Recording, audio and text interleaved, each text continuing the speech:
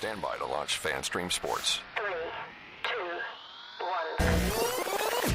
Let's start. Hello, sports fans. Welcome to FanStream Sports. Nothing but pure sports. This is the JP Show. JP, it is so good to hear you back on the air. Stand by. Now, here's JP.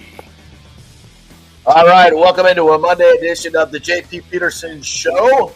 Coming to you, not from our studio today, from Orlando. And my partner, Nick Geddes from On 3 Sports, joining us from Tampa. What's up, partner? How are you? I am doing good, and welcome to Monday because it is officially game week in college football. It is officially here. 6 days, your Florida State Seminoles host the Alabama Crimson Tide. Yes.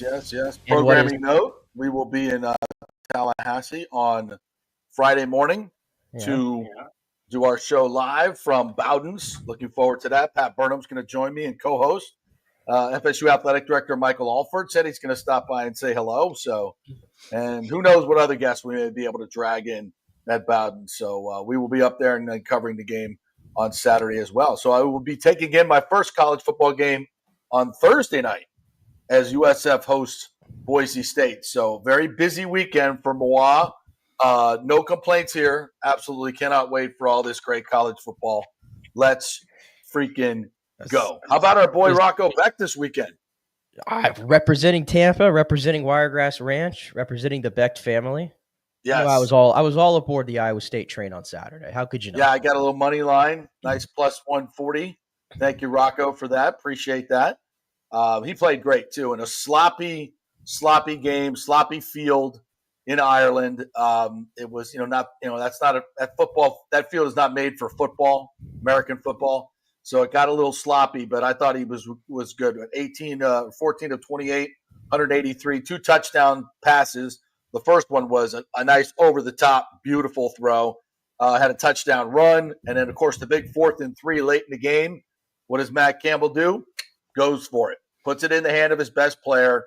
He finds his, Hanson out in the flat. Thought he scored, but he did not. But that better that he didn't, because then they could just take a knee and get the win. That's a big win for Iowa State. Gives them the inside track to get into the Big 12 championship game. So nice start for Rocco and the Iowa State boys. Sorry, Scott Reynolds, our Kansas State alum, but Becht household won. Could have been yours, Reynolds, USF. Could have been yours, USF. Just saying. And FSU. I guess everybody in the state of Florida. Ooh. Yeah. I guess so. Yeah. Mike Norvell clearly does not know how to evaluate quarterbacks, but he's got one in Tommy Castellanos, which was probably more of a Gus Malzahn pick now that we really think about it. But we got plenty of time to talk about that as we go through the week.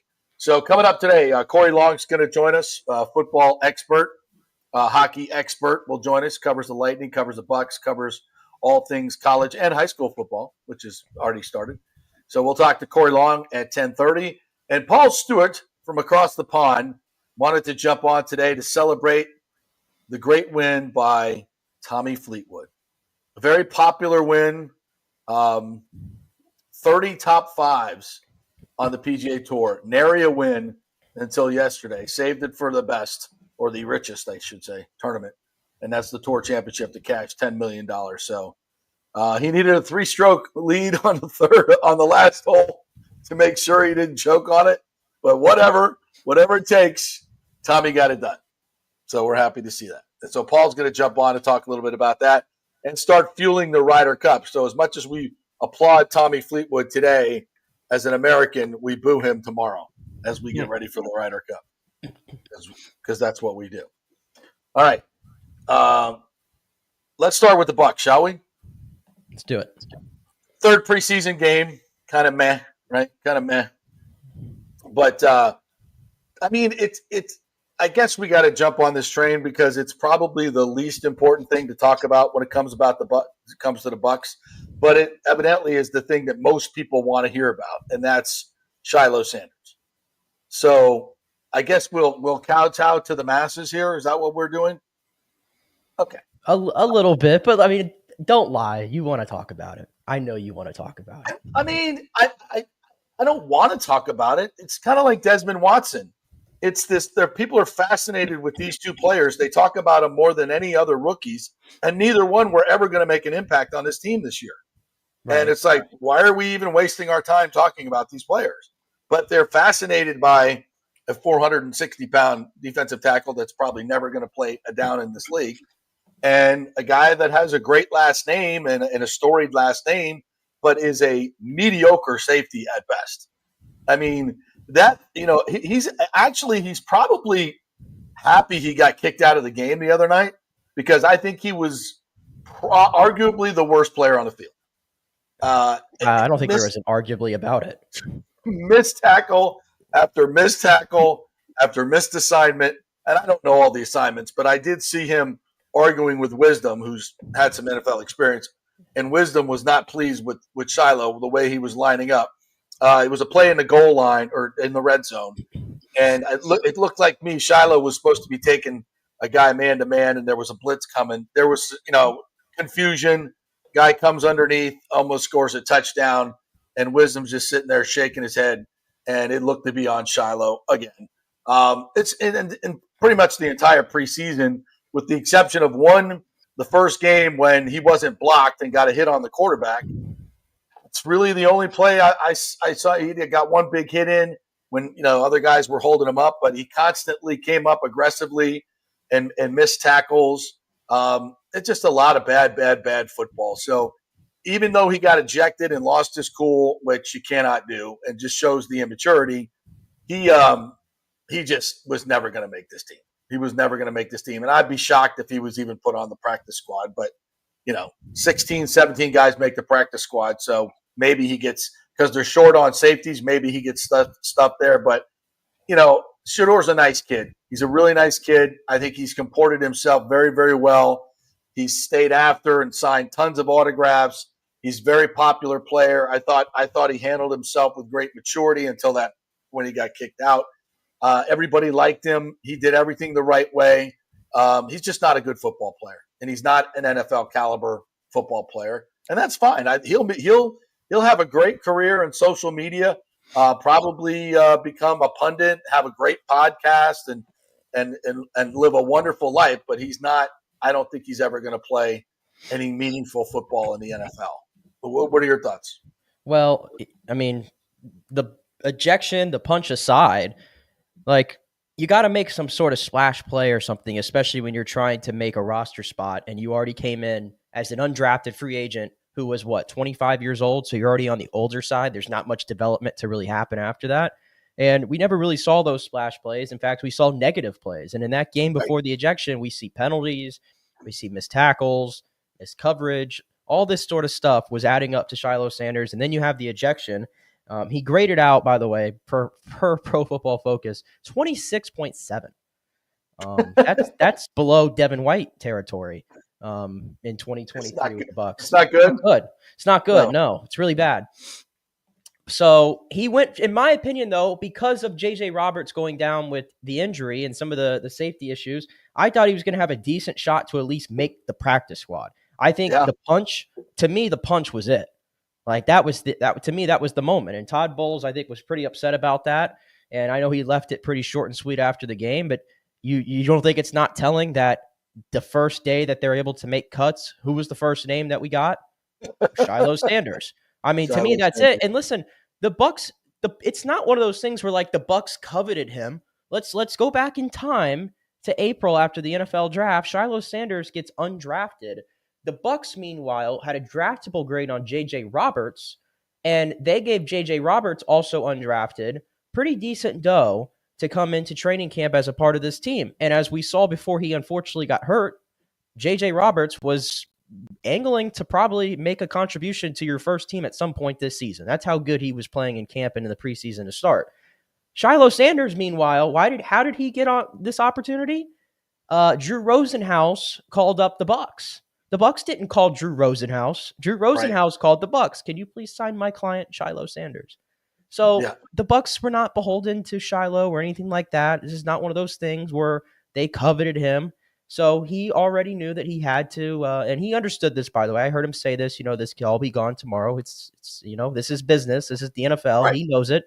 But it didn't work out. And so we moved forward. And after today, there's nothing that we need to say else about Shilo Sanders. But I saw some people defending him on social media on Saturday, and I'm just looking around like, when has it ever been okay to, completely throw a punch at another player in front of a referee in the middle of a game? I mean, it's never been okay. And everybody says, oh, well, the guy out Buffalo was trying to rile him up and everything. Okay, well, guess what? The second man always gets the penalty. It always is the second man. This is common sense. I don't get it, but we're, shout out to him for his conduct at training camp, everything with the fans and all that. That's great. But he's not a Buccaneer, and there's reasons for that we just laid out. And we're going to get to some more Buccaneer stuff, but I guess it kind of feels like at this point we should kind of mention Shedeur Sanders as well, and this shenanigans that's going on there. I mean, Shedeur, I don't know if you watched any of that game. He was really bad. He was really, as good as he was a couple of weeks ago, he was bad. And I'm wondering if there was a little bit more sophisticated coverage in week 3. I don't know. All I know is he took 5 really bad sacks. And, we're going to get to some Kyle Trask talk here and Teddy Bridgewater in a minute. But it's just one of those things. You watch Dylan Gabriel play in this offense, and it's just 2 steps on time. Accurate throws, short, boom, boom, boom, boom, boom, boom. He knows where it's going before the play even starts. That's what good quarterbacks that have played a lot of football, that know how to be on time and on target, that's how you play. And then you watch Shedeur play, and it's just, I'm holding the ball. I'm going to try to make a little play here. You can't do that in the NFL, young man. The players are too quick. You're not going against, some Big 12 slapdick defenses anymore. All these guys are fast. They can play and they can tackle. And you're not going to be able to run around like Patrick Mahomes and make plays. You got to pre-read things. You got to know where you're going with the football. And he didn't show that ability. So anyone who's trying to say that Shedeur Sanders should be starting over Dylan Gabriel, number 1, or Joe Flacco, number 2, no. Like, that's a hard no. Will Shedeur learn and be better? Yeah. But as a 4th-string guy, you're not going to get a whole lot of reps. You may not even get scout team reps. So this has always been the issue for him as a 5th-round draft pick with 4 other guys in front of you. Where are you getting the reps? And even the reps that we saw in this game were horrific.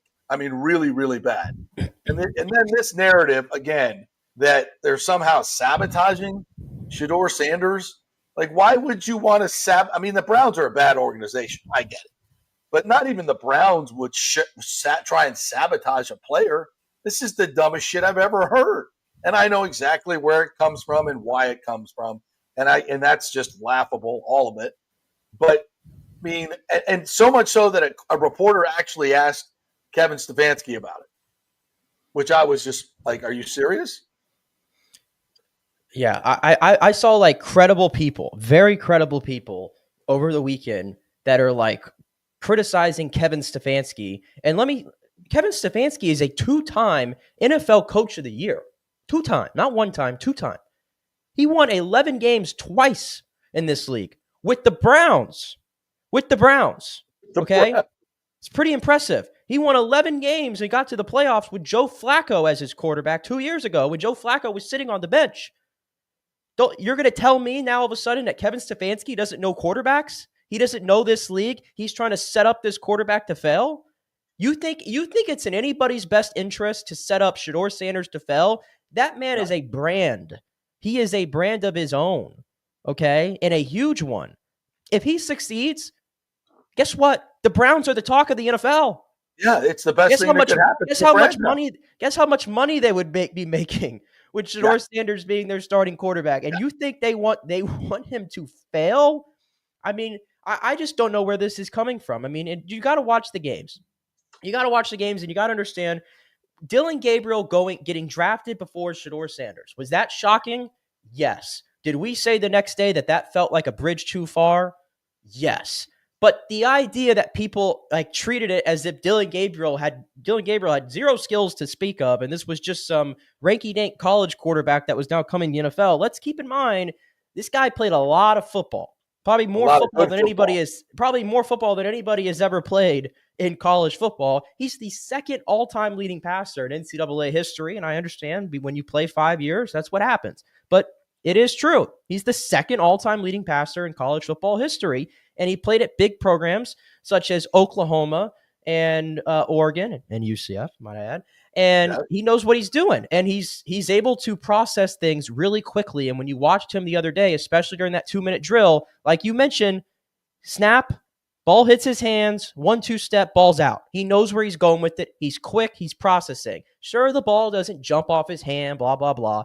It didn't matter. It's all about the mind, and so much about being a good quarterback or a competent quarterback in this league, JP, as you know, is all about up here. And it's all about processing, and it's all about pre-snap. How many times do you hear Tom Brady talk about, I want to have this everybody beat pre-snap? And that's what made him great, right? Right. When Shedeur Sanders gets the ball in the same situation, he doesn't seem like he has an idea of where he wants to go quickly. And instead, what does he do? He drifts. And if you go back and watch his Colorado stuff, it was all over the film for everybody to see, but everybody wanted to ignore it. Why? Because to his credit, a lot of times he would do the drift and move around, and he would make these special plays. But that stuff doesn't fly in the NFL, even when you're playing backups, because these guys are all really, really good. And you saw that the other day, taking a 24-yard sack. And I have people on social media, again, credible people, literally thinking that the Browns are sabotaging him and they're calling different plays for him, or the offensive line is not trying all of a sudden because Shedeur Sanders is in the game. I don't understand this. Yeah, well, of course you do. It's the most of the old race baiters that want to claim that they don't want a black quarterback to succeed in a league that's 80% black players. It's the most ridiculous thing ever. But people get clipped. Even under that, half the league, I think we have if you go through it, I think half the starting quarterbacks in the league, I think are African American. Are they not? We've already debunked all of this. We shouldn't even be talking about the term anymore. Right. We're way past it. It was stupid in the beginning, and people like Doug Williams got screwed over 1,000 times. But in 2025, most of the quarterbacks are black. It's the number one pick this year. The number one pick. It's the dumbest narrative. It's the most shallow narrative, but it gets plenty of clicks. It's the way the media works, and it's completely ridiculous. But let those people do that, and pay them no attention. It's the best way to handle it. But anyway, which I guess we're paying it attention. But anyway, so that's Shedeur. Let's get back to the Bucs. And yeah, Shedeur's not. I don't think he's going to play a lot this year. So I don't think either one of these kids are really need to be talked about when it comes to the real season. Michael LaRue says the Bucs held out 40 players on Saturday. NFL owners still charge full price for preseason games, one of the biggest consumer scams in America. It really is. And it's, if it were, just single game tickets and you really had the option to not, season tickets, you should have the option not to buy them. You should have the option not to buy preseason games as a season ticket holder, but they don't do that. If you're going to be a season ticket holder, you got to buy the crap games, which I think is something that really needs to be addressed, but it never will. It never will. Yeah, but it's a great point, Michael LaRue. Here's a less great point. Speaking of the Shilo ejection, 84 stiff arm, the face mask foul, grabs the face mask, slaps his head. Shilo slaps him back, major foul injection. 84 makes fun of Shilo's height, foul. Look, and this is why I didn't want to spend a lot of time on the ejection. It's meaningless. He wasn't going to make the team anyway. His play, he should have been ejected for his play. The ejection is meaningless. And you are right, Michael. 84 did all that. You're absolutely 100% right. And it was weird that Shilo was the only one ejected in my mind. But again, the ejection completely overshadows how bad he was playing and how bad he's played. So, but I will say this, throwing a punch is just dumb and shows immaturity on his part. So that I think you do also factor into the equation if you're evaluating him as a player. And obviously the Bucs are. And I thought another really telltale sign was when he came off the field, Bowles didn't talk to him. No coaches even talked to him. It was just like, get out of here. That's the worst sign. If they really cared and you made a big mistake, like when Tez went after the punt last week, how many coaches came over to him? Almost everyone. But everybody came over and talked to him, coached him up because they know he's going to be part of it.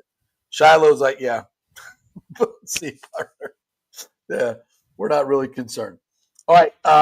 So other cuts that have come down, and this morning, Jake Majors, the would-be backup center, who they gave $260,000 in bonus money to, so that they had plans for him, was waived injured, according to Greg Auman. So he can come back later, but right now Elijah Klein looks like he's going to be the backup center. And may I say, Elijah Klein got pushed all over the field the other night. He did not have a good night, and I'm a little worried about that. I thought Elijah Klein was a little bit better. I don't know if he was injured. I've seen him play a lot better than he did the other night, so I'm thinking maybe it's more of a one-off.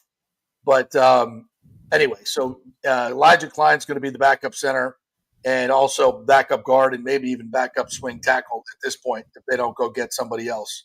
But the other one's waived, according to Greg Auman, Raheem Jarrett, who had, 20 catches last year, last couple of years. So a little bit of a surprise there. But when you start looking at the numbers, not. And, of course, he dropped another pass the other night. He didn't flash much here in the preseason. He did not have a good camp at all. He did a lot of drop passes in training camp. Just not impressive. Jose Ramirez, who has been with the team for a couple of years, is really kind of not. I don't know. He just hasn't developed as the pass rusher that they want. He shows flashes, but I just don't think he's ever going to be a factor. Shilo Sanders, who we mentioned, Raekwon O'Neal, offensive tackle. Mike Green was waived. I was surprised at that because I thought he was probably a really good depth piece along the defensive line. I think he'll come back because they actually have a lot of depth at defensive line this year. So I think it just becomes a numbers game, but I could see him being definitely a practice squad guy. Yeah, I think they'll want to get him back for sure. Devon J. Thomas, Eric Banks, no surprise. Warren Peoples, outside linebacker, no surprise. Owen Wright, who had a nice game the other day, but running back not great. Jace McClellan, who they just picked up. Jacob Harris, a wide receiver, who I thought showed some stuff, number 30, and some special teams as well. I expect him to come back. Safety Will Brooks and corner Trey Avery. And Trey Avery actually came in the day before and led the team in tackles on Saturday night. So not a whole lot of surprises, but Trey Palmer, I think. Trade. You think trade? I saw a report this morning that they were looking to trade him. Greg says Carolina would make sense, especially if they trade Thielen to Minnesota. I think he definitely get claimed if cut, but not sure they can get a pick for him. Yeah, I think that's fair. Okay. All right, on to Kyle Trask and Teddy Bridgewater. So Saturday night, Teddy was supposed to play and did not. He was extremely ill, according to Todd Bowles. And when Bowles was asked, is that going to hurt Teddy's chance of making the team? He said no. It doesn't hurt it at all because they already have plans for Teddy Bridgewater. So Trask was 13 of 17 for 107 yards.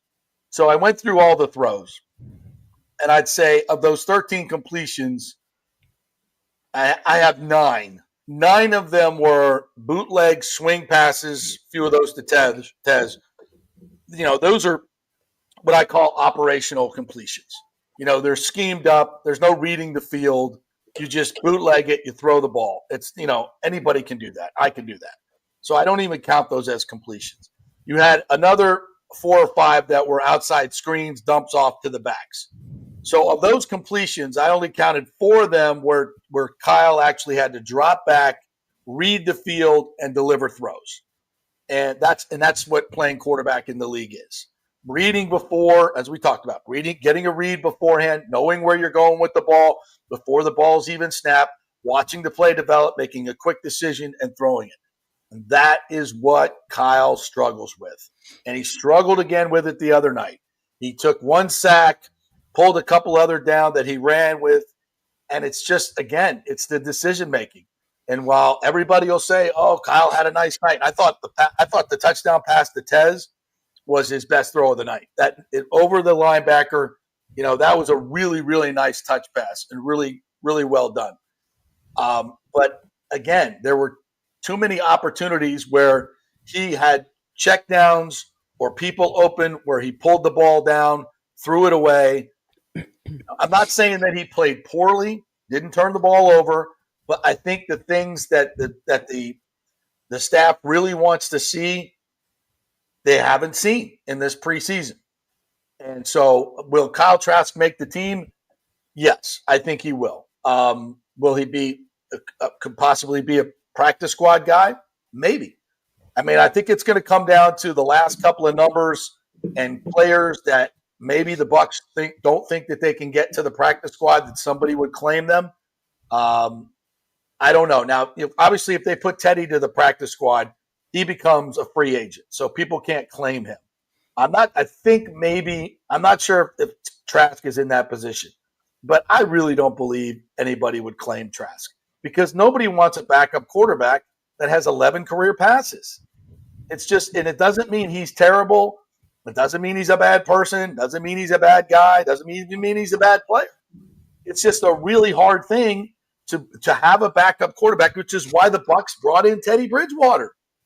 Nobody wants a backup quarterback that's unproven in this league, that hasn't started games. There's too many guys to choose from. And unless you really feel that guy is going to be has a chance to be a great player in this league and you want to hold on to him, then you want somebody with experience. And I think they've come to the realization that Kyle Trask is not one of those guys. Kyle Trask is not going to be a guy who takes over for Baker Mayfield if he goes down. You're going to want somebody like Detroit did last year. And who did they go get? Teddy Bridgewater, who ended up completing a pass in a playoff game.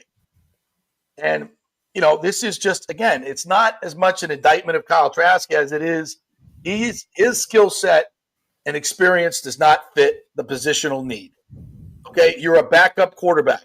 You want somebody who's been there, done it, been in live fire, can give feedback to Baker Mayfield, and in a pinch, if needed for 4 to 6 games, can come in and win you games, make quick decisions, use the players around him and this great depth of playmaking ability that we have to win games. And I really don't believe that specifically Josh Brizard, who doesn't have a whole lot of history with Kyle Trask, I just don't believe Josh has any trust in Kyle Trask being able to do that. And so for that reason, I think eventually Teddy is going to be the backup quarterback and not Kyle Trask. So how they work that with the roster, I'm not really sure. But if it were me, I'd rather make sure that I held on to Teddy Bridgewater than Kyle Trask.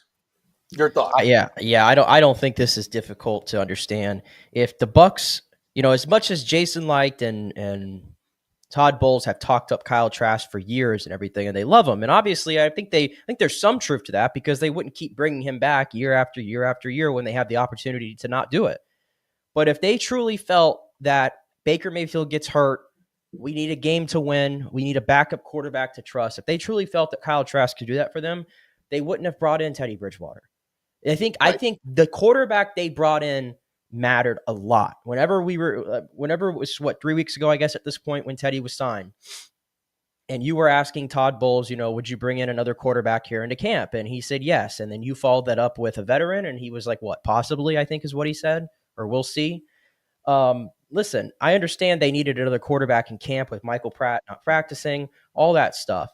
But if you just wanted to bring in another guy to have some more reps in camp, you could have signed Jake Fromm. You could have signed whoever rookie quarterback that wasn't in camp somewhere. You could have done that, but you didn't. You signed Teddy Bridgewater, who came out of retirement to sign for you, okay? And when you bring in a Teddy Bridgewater, given the amount of starts that he has under his belt, his experience of being one of the better backups in the National Football League, you were always going to be having to deal with this question and this conversation being talked about throughout training camp in the preseason. And then we get to the second game of the preseason against the Steelers. And why did Teddy Bridgewater start? last minute? Because they wanted to see what he looked like with the ones. You know what's interesting about that is he was in the building at that time for 10 days? And they wanted to see what he looked like with the ones. Kyle Trask has been in the building for 5 years.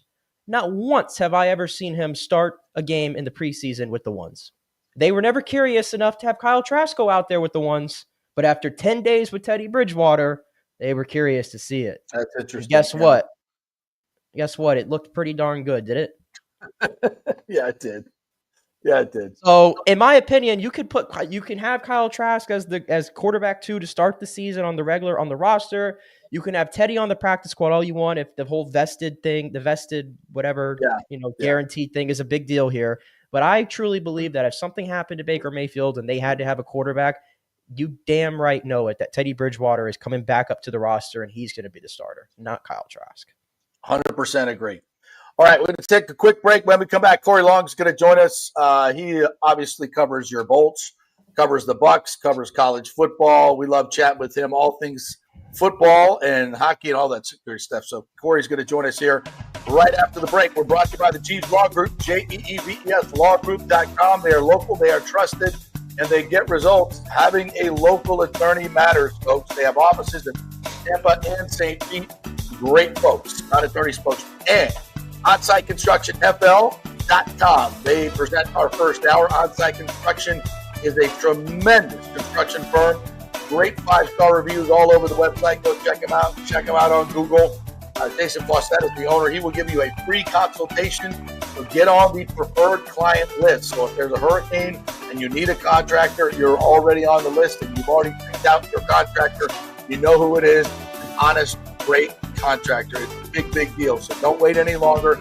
Go to OnSiteConstructionFL.com and get your free consultation. Jason will come right out to your home. Back in 3 with Corey Long. Stay with us.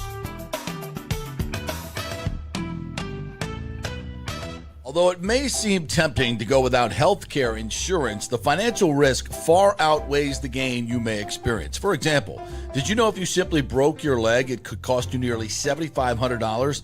Put on top of that a hospital stay, you could be looking at $10,000 to $15,000. Ensuring that you don't go uncovered is so important, as according to CNBC, high medical bills are the highest contributing factor to why Americans end up taking money out of their retirement savings, or worse, find themselves filing bankruptcy. So go to don'tgouncovered.com or call 800-669-1505. Now, depending on your income, you can get plans for zero premium. Our experts will guide you through the process effortlessly. They will shop many plans and find the one that's right for you. I called and I have full health coverage through Florida Blue for zero monthly premium. It's a free call. So why go uncovered? It's a huge risk. Go to don'tgouncovered.com or call 800-669-1505. That's 800-669-1505. Italiano Insurance would like to congratulate the Bucs on their 50th anniversary season. And you know what? We've been here for every season and then some, over 60 years in business. We've seen some smart coaches with great game plans, but if you don't have flood insurance or business insurance, that's a terrible game plan. That could ruin you financially. You don't want to take that L. So call 813-877-7799 and let their friendly agents quarterback your insurance and save you big money. Italiano also sponsors our FSU report every week, so go Noles! 813-877-7799 or go to ItalianoInsurance.com. JP here for Riveters, our new official sports bar and grill of the JP Peterson Show. And just like our show, no BS, no corporate chain feel, just amazing, authentic folks serving great comfort food in a casual atmosphere at unheard of prices. Riveters is located just south of Raymond James and Steinbrenner Field on Dale Mabry, walking distance to the park, so free parking, great place for pregame and postgame. Let's talk about fresh food. Nothing is frozen. Burgers, wings, prime rib, roasted fresh daily, never frozen. That makes a huge difference. The mahi, the salmon, also super fresh. All our sauces are original recipes made in-house. Our Warhawk chili and fully loaded potato soup is made fresh in-house. It's the best food anywhere, served by people who actually care. Riveters on Dale Mabry, just north of 275, just south of where the Bucs and Rays play. We'll see you there. Are you looking to renovate your home, rebuild after the hurricanes, or build your dream home from scratch? Well, let me tell you about my friend Jason Fawcett and On-Site Construction. They have over 1,450 satisfied clients, 25 years of experience, over 500 designs, and a talented team of over 40 construction professionals. They believe building something exceptional begins by truly focusing on all the details, even the smallest ones. We understand that construction can be a daunting process, and we're here to make it as smooth and stress-free as possible. Quality is non-negotiable at On-Site Construction. We use the finest materials, employ the most skilled tradespeople, and adhere to the highest industry standards to deliver a product we're proud of and that you're going to love. Our project management is meticulous with a focus on completing projects on time and on budget. Your happiness is our primary driver. So give us a call at 813-579-5789 or check out our incredible website at onsiteconstructionfl.com. Are you having legal issues with a business partner or other legal business issues? The attorneys at Walters, Levine & DeGrave can help. Call 800-616-0384 for a free consultation. At Walters, Levine & DeGrave, we've redefined what a law firm can be with top-tier attorneys, personal service, and 26 years of success. From business law to civil litigation, we deliver smart, client-focused solutions. Walters, Levine & DeGrave recently won a $6.4 million jury verdict from a large real estate developer, and they can win for you too. Walters, Levine & DeGrave. Let's solve it together. Not attorney spokesman. For a free consultation, call 800-616-0384 or go to walterslevine.com. Offices Tampa, Sarasota. Let's go. Right now, back to the show on FanStream Sports. Welcome back to the JP Peterson Show on this Monday as the Bucs begin counting down towards their 53-man roster. We'll talk a little bit of Rays, maybe even get in a little hockey talk. We're brought to you by the great folks at Riveters. I was there this weekend. The place was absolutely mobbed. Free Bucs game, free Rays game. It is a great place to hang out, become a very, very popular hangout. That's because their food is tremendous, the prices are amazing, and the staff is incredible, and it's a cool place to hang out. Riveters, just south of the Stein and Raymond James Stadium right there on Dale Mabry. All right, let's bring in a local legend. He covers your Bolts, your Bucs, all college football, even high school football. He is the great Corey Long. What's up, Corey? How are you, my friend? How you guys doing? I don't know if I'm a legend yet. I'm definitely local, though. No, you're a legend. Okay. I've definitely put you in legendary status. Everybody knows you. Everybody loves you. All right. Fair enough. It's been a while since I've seen you, though. Yeah. I mean, it pretty much took most of the summer and half the spring off, but that's okay. It's okay. You know, we all were able to get our energy back for this time of season, the most important time of the year, of course. So I don't even know where to begin with you sometimes because you're an expert on so many things. I really want to start with the Buccaneers, I guess, and then we'll go into some college football. Okay. And what are your thoughts on this entire preseason? What have you learned? What do you think about the backup quarterback situation? Anybody surprise you in this preseason? The floor is yours. I mean, Teddy is your backup, I would think, right? Right. I don't see. He wouldn't be there if you weren't expecting him to be your backup. I think the fact is that Kyle Trask is. I think Kyle Trask does fine in the games for the most part, the preseason games. I don't think they're particularly crazy about the way he practices. And given that you need him to practice well during the course of a season, I think that's a big issue right now. So they just don't feel like he gives them he challenges the team enough in practice situations. So, and if you remember, before they brought Teddy in, I think Baker had gotten hurt with the head, like a finger injury or hand injury. And Kyle had a day or two with the ones, and then they thought enough of that to bring Teddy Bridgewater in. So. Yeah, I pointed to that during those days, and I was not impressed. They did a red zone drill, and he missed 3 wide open guys. And I think you can't do that in the NFL. No, and I think with him being on a 1-year deal now, this is his fifth season in the pros.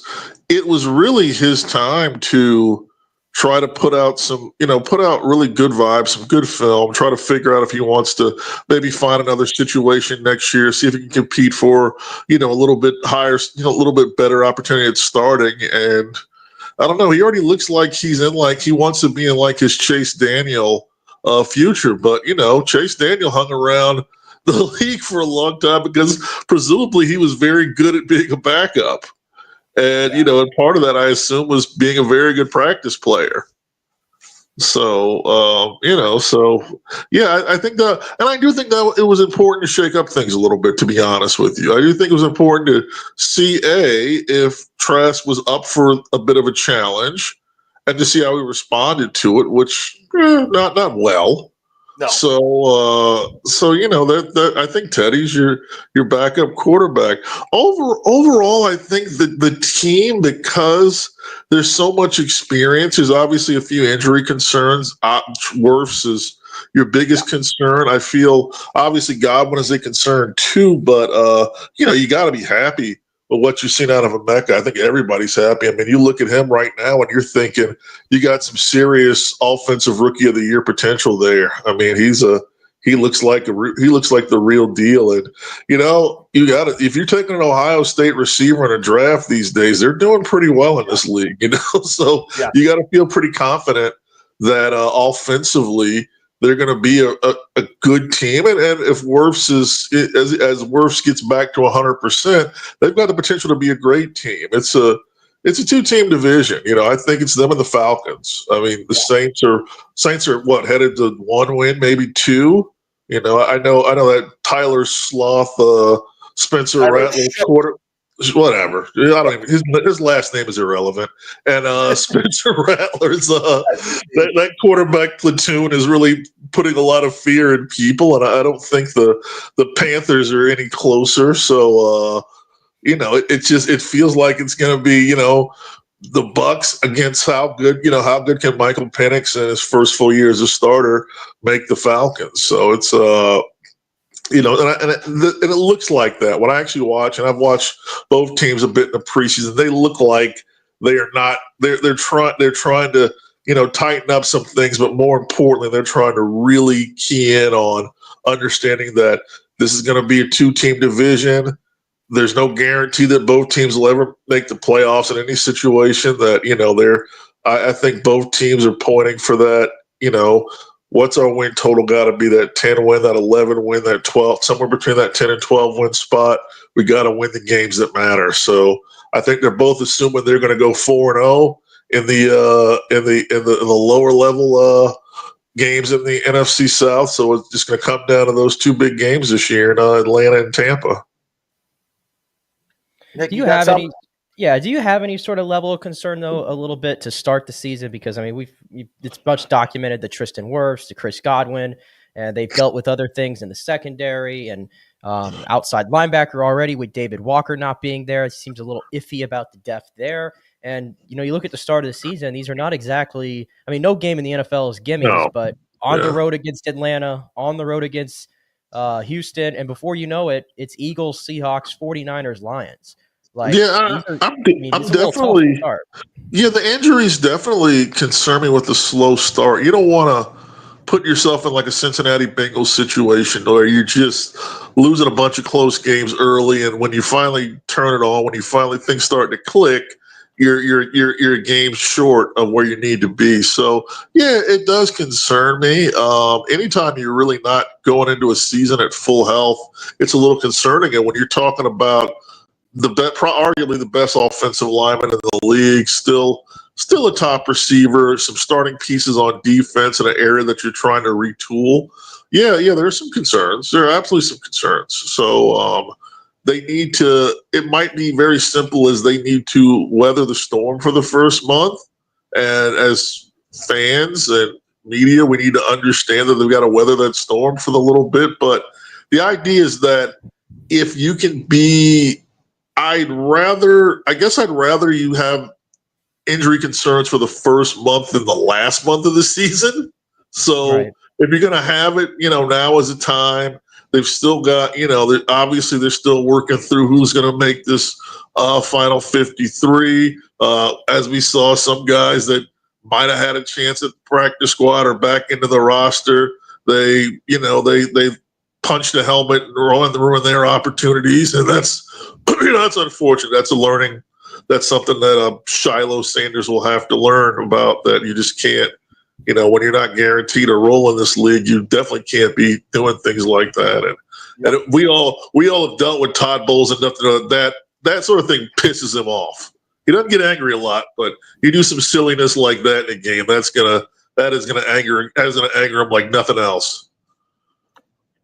That's for damn sure. Corey Long joining us here, NHL.com, college football writer, all things Buccaneers. I don't think Shilo was going to make the team anyway. I thought he had a shot at practice squad. I don't know if that's even going to happen now. I think it might still down the road, but I think they're livid with that. I mean, it's just one of those things to where you can't do it, man. You just can't. You can't do that. You're playing bad football. Yeah, you're not. You're struggling. Yeah, you're struggling, and then you do that. You can't let your frustration get to you like that, because it was such a weird thing. Because I'm like, what did this guy do to entice him to punch him? He didn't even do anything. It's just, it just shows. I also thought Corey, Tez Johnson, I wasn't quite sure if he was going to be able to work out in the NFL with his, would he be able to make guys miss like he did in college at a record level? And what I saw the other night, and obviously this was not the starters out there for the Buffalo Bills, but the way this kid he catches the ball, he's so elusive. I mean, he caught a screen pass. It was a late bad pass by Trask on the outside, and there was about 6 defenders around him, and he somehow found a way to turn a 4-yard loss into a 4-yard gain. And sometimes, to me, those are bigger plays than, say, 20-yard runs. Oh yeah, he had 5 first downs on 8 catches and 8 targets. And that, to me, just shows, not only are you talented, but you know what to do, and you're a good football player. How much do you think Tez can help him this year? I was worried that he was a little light, that he might need to put on a few pounds, but man, is he twitchy. He's just a twitchy, athletic, like you said, smart, knew where the first down markers were, knew the routes to run. And that's a certain level of field awareness that you just got it or you don't. So I was really, that game probably sold me more on his ability to play in this league, even though, like you said, you're playing against some backups, but just his understanding of where to be for his quarterback, the target he needed to be in that moment. And like you said, taking some plays that are potentially negative plays and not giving up on them. What I loved about that screen pass wasn't just missing, being elusive was great, but the fact that he just kept charging forward, he wasn't trying to make a bad situation worse, thankfully. Right. And that's a big thing. It's just a lot of times, you try to make something happen and you're on that horse going backwards, trying to, change direction of the field and do all kinds of things. And you can't do that in the NFL. Yeah, and I think if there's one thing in training camp that I think has been probably the biggest change, and it maybe is not as obvious to everyone, is the fact that this defensive secondary and the defense in general, to me, has changed schematically and philosophically dramatically. And it's much more aggressive, especially on the corners. They got 6 interceptions, didn't get one this last game.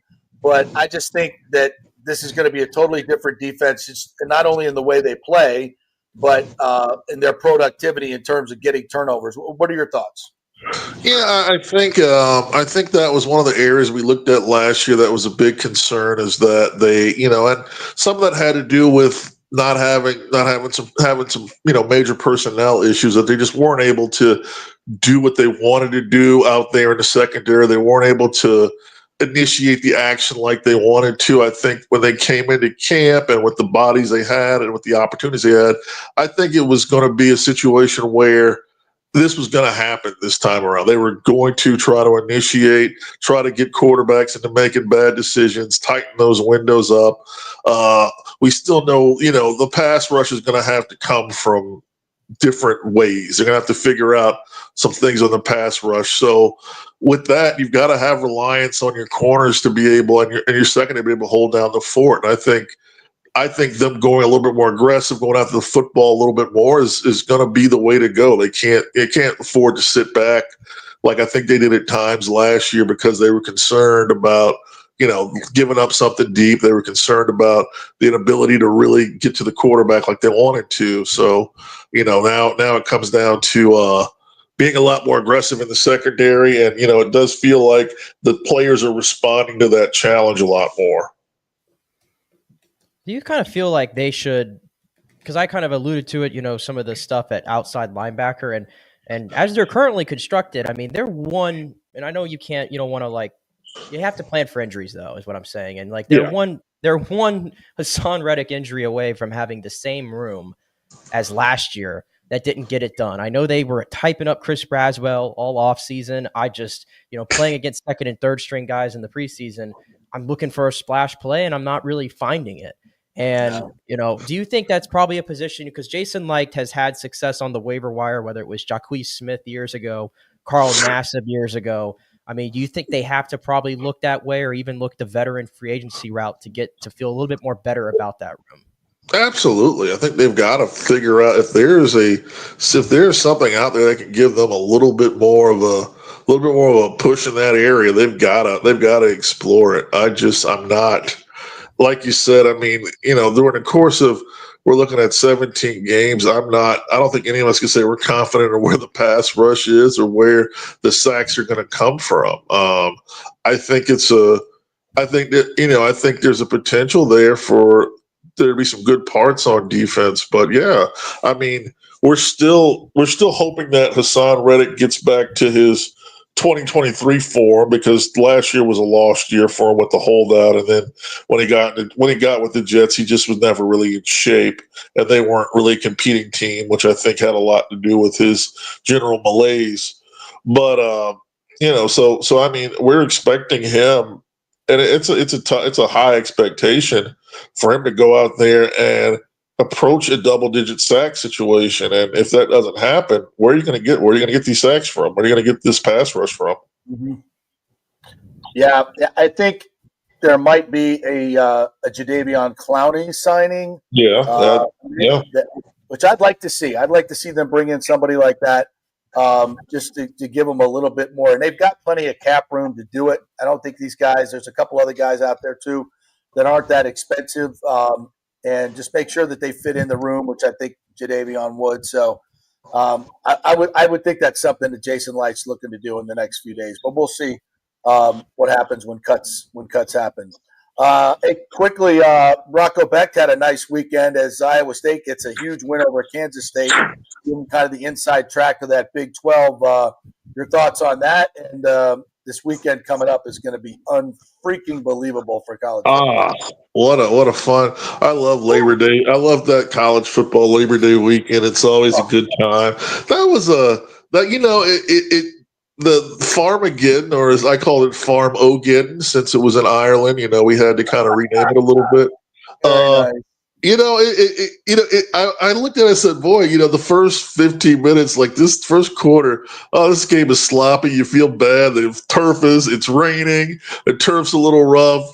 Everybody seems to be a little tight. And then that sucker opened up and it became just a fun game. And Rocco really put together, I thought, a nice second half and, showed some things. He obviously missed on some passes pretty early, but he hit the stuff he needed to hit. He took a few bad sacks, but it's nice to see him, continue to elevate his game, continue to improve, shows great clutch.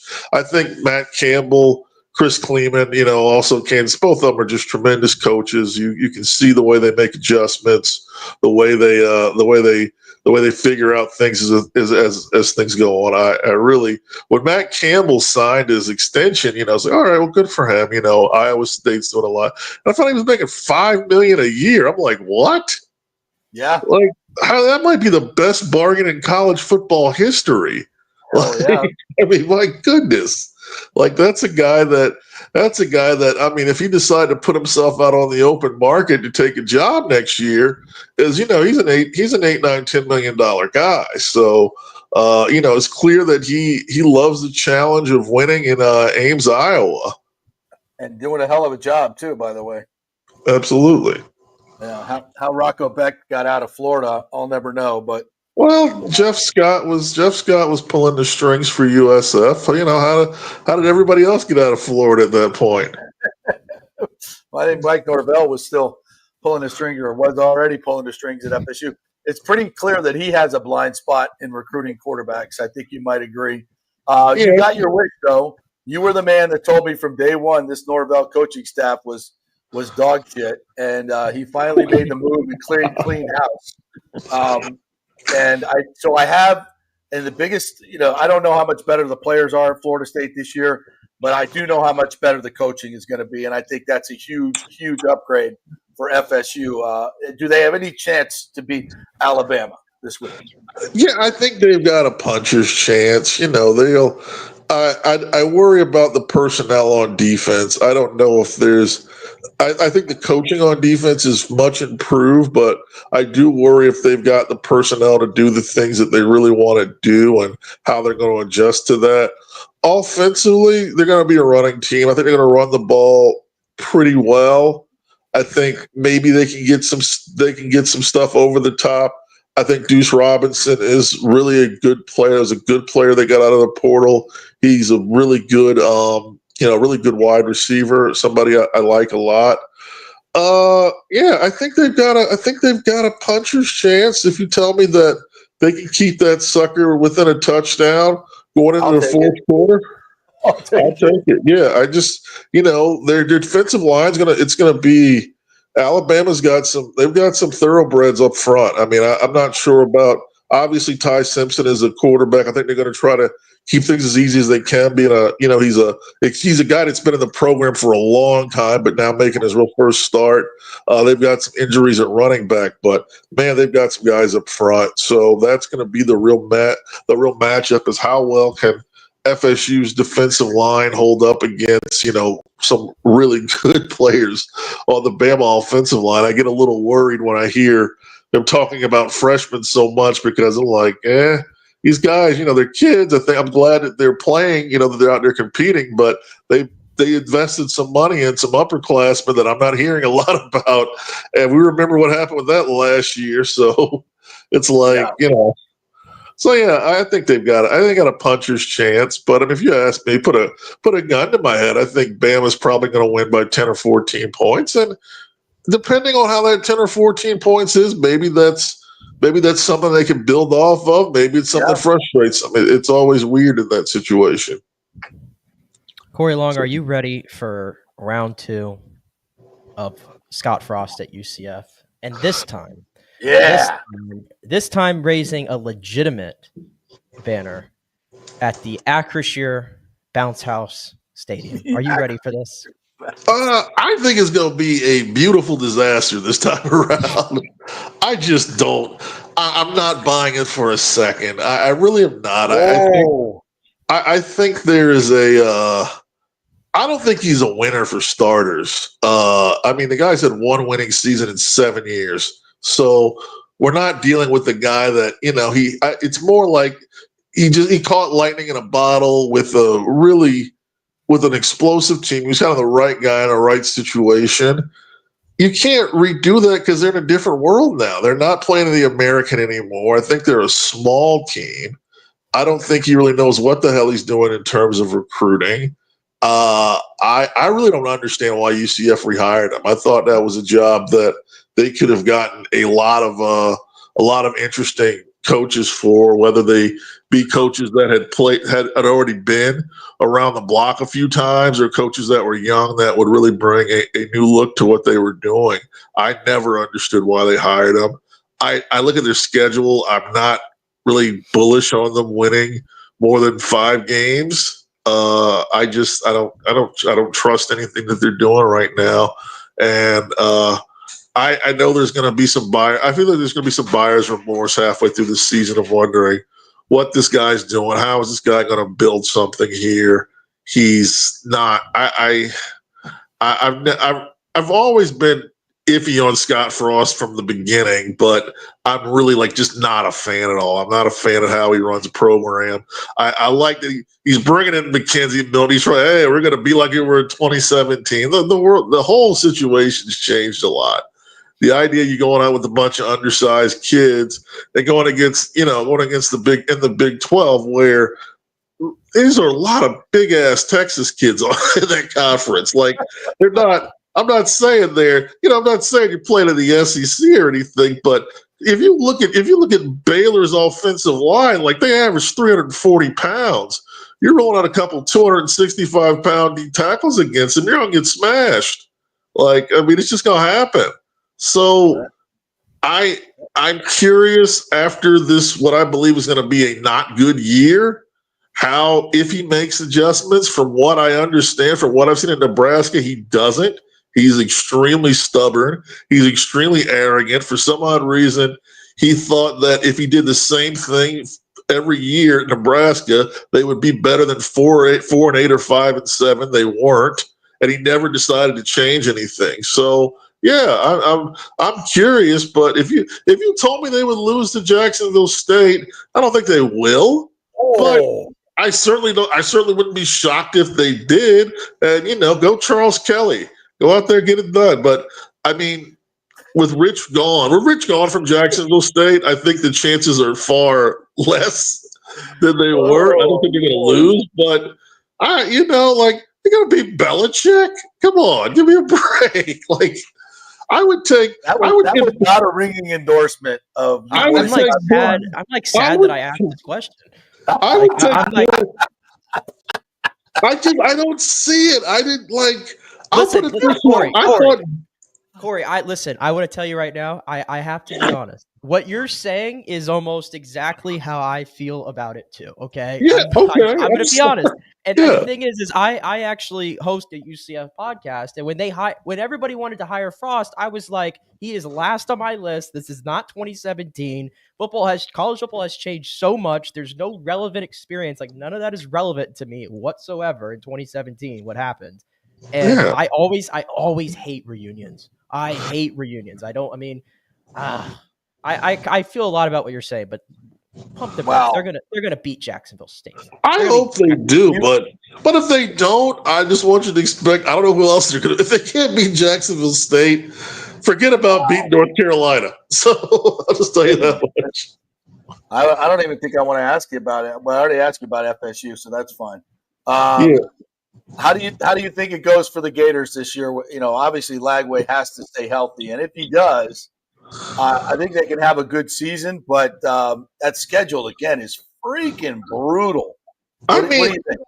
8-4 it just feels like the number because the schedule is so downright awful. Like the minute they run into a couple of bad injuries, you don't get a break with that schedule. Yeah. You just don't. So Lagway is great. I actually think they've got a lot of good parts on both sides of the ball. I think they're a good team, and I think they can come out hot. But they got to win some tricky games. They got to go down on the road and they got to beat Miami. If they don't beat Miami, that's a tough loss for them to handle going into other really tough games that are coming down. And they're close stretch with, I think there's Georgia in there, there's Tennessee in there. They've got, we don't know what kind of team Florida State's going to be at the end of the year. Like there's a lot of just, even the easy games are hard. Like even the games like, USF I don't think is going to be a easy game. The Bulls always play them tough. Yep. And going down to Miami is not a great trip for Florida. It's not one that they've done well at in my lifetime. So they just they still have Cristobal to coach against though, so that's a plus. Yeah. Do you think your thoughts on USF too with Golish third year, Byron Brown coming back? They got Boise on Thursday night. Which obviously Boise's lost some pieces, but they're always a good football team. What are your thoughts on a possible upset there? To get to that win would be huge for USF. That would be major, and I know a lot of fans are thinking 9-3. I'm probably more in the 8-4 range, just because I the big thing is they've got to get through those first 3 games somewhat intact. Yeah, and those games are going to beat you up, man. And the fact that I think that they're going to be ambitiously trying to win those games, and that's great. That's what I want. You want to see them. You want to see them fight, but you also know that, boy, just one. They're not a team that can afford to be stretched too deep depth-wise, and that's kind of what happened last year. You play a team tough, you play hard. You lose a key player, and it trickles down, and it trickles down for the games that you're supposed to win. So I think they've got a great shot at winning the American. I still think 8-4 can get it done. So it's but again, it's just going to come down to the health of those first 3 games. So I think they can beat Boise. Absolutely, I think they've got a good shot at home. I think it's the right situation for them to come out. It's a good game for them to come out, but I do worry about how that injury report's going to look week 5, week 6 of the season. If those guys can hold up, then they've got a very good shot at something good. I mean, he's doing good things there. I think they're certainly trending in the right direction. And God bless them for playing these tough games out start. But there's always a price that comes with that. All right, before you go, I just pulled up the expected lineup for the Lightning this year. And there's not a whole lot of changes. Obviously, there's no big moves made in the offseason, which kind of surprised me, but then kind of didn't. So, with the exception of the great Pontus Holmberg on the 4th line, there's not a whole lot of changes here. Gensel, Point, Kucherov, Hagel, Thorelli, Bjorkstrand, Gord, Paul, and Gonzalez, Holmberg, Gergensons, Geeky, Edmund and Moser, McDonough, Chernak, Lilleberg, Radish. It's basically the same squad, and that's not a bad thing because they were one hell of a regular season team and just got beat by the best team in hockey for the last 2 years. Yeah. Any quick thoughts on the Lightning as they get set to start camp next month? I certainly like the fact that they did try to put a little bit more emphasis on getting goal production on their bottom 2 lines. I think moving Yanni down there, I think if Mitchell Chafee can get out there and get some opportunity on that 4th line, those guys can at least put the puck in the net a little bit. Maybe you give up a little bit on the penalty kill. You give them a little bit in some other areas, but I think they realize that if you want to really make noise in the playoffs, you've got to be able to have a little bit more production from your bottom 6. Yeah. This is a season where Connor Geeky's going to have to take a step forward. That's a big player there. I think they like Gage Gonzalez. I think they feel like they've got maybe something a little bit more than what they thought they originally had from him. And I love the way he played in the playoffs. I thought he was heady. I thought he was finding the puck in the right positions. I thought he was aggressive with it. I thought Connor was aggressive the time that he was out there. I think especially in game 3, I thought he was aggressive with the puck. So I like the team. Obviously it's not top to bottom full of superstars. Some guys are going to have to step up. They brought in some guys that are going to have to, make a bit of a charge. But, the big thing is just where you end up in the Atlantic. The Atlantic is, it's a horse race. And as I tell, getting the wild card and playing on the Metro side might not be the worst thing to happen to you because the Metro. I'm a lot more afraid of the top guys in the Atlantic than I am of Carolina. Especially in Carolina's playoff history, you just know those guys are ready to choke any minute. So it's it's a team, it's a playoff team. But I look at the Atlantic and you got the 5 from last year that made it. Detroit's trying to do whatever they can do to make it. Buffalo, one year they're not going to have that 10-game losing streak that's going to bump them out of the playoffs. You're not really worried about Boston right now, but at the end of the day, you got 5 playoff spots and you got 7 teams that think they can compete for them. So it's going to be a rat race.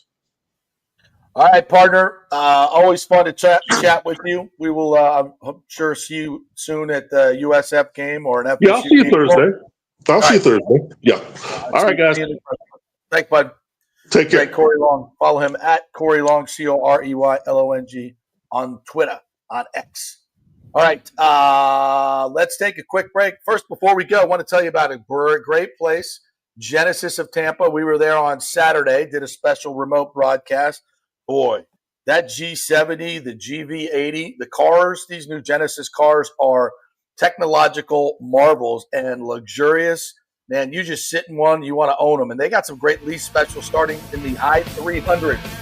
So if you're looking for a new car, they are making deals with Genesis in Tampa, 801 there. And they have the great Genesis experience over there. When you have a service that you need scheduled, they will come pick you up, bring you a loaner car, and then bring you your car. You never have to leave your home or office when you do service with Genesis and Company. You also get the Gerco Advantage Plan, 10 years, 250,000 miles of powertrain warranty, and 4 years of complimentary maintenance, all at Genesis of Tampa. All right, back in 3. Stay with us. From I do to I still do, the Golden Diamond Source is there for every special moment in your lives and mine. JP here for the Golden Diamond Source. I bought my engagement ring there, and so did my co-host Nick. Great experience. And no matter what your budget is, they will guide you from your first diamond purchase to upgrading your Golden Diamond Source diamond at 100% of its value for a bigger, better diamond. That's awesome. 100% of your diamond's value. You can't get that anywhere else.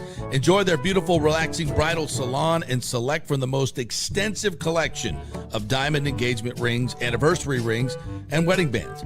Julie and Steve Weintraub have always told me that they want to be your family jeweler, and that has been true for me, from special presents like birthstone pendants, tennis bracelets, even diamond studs.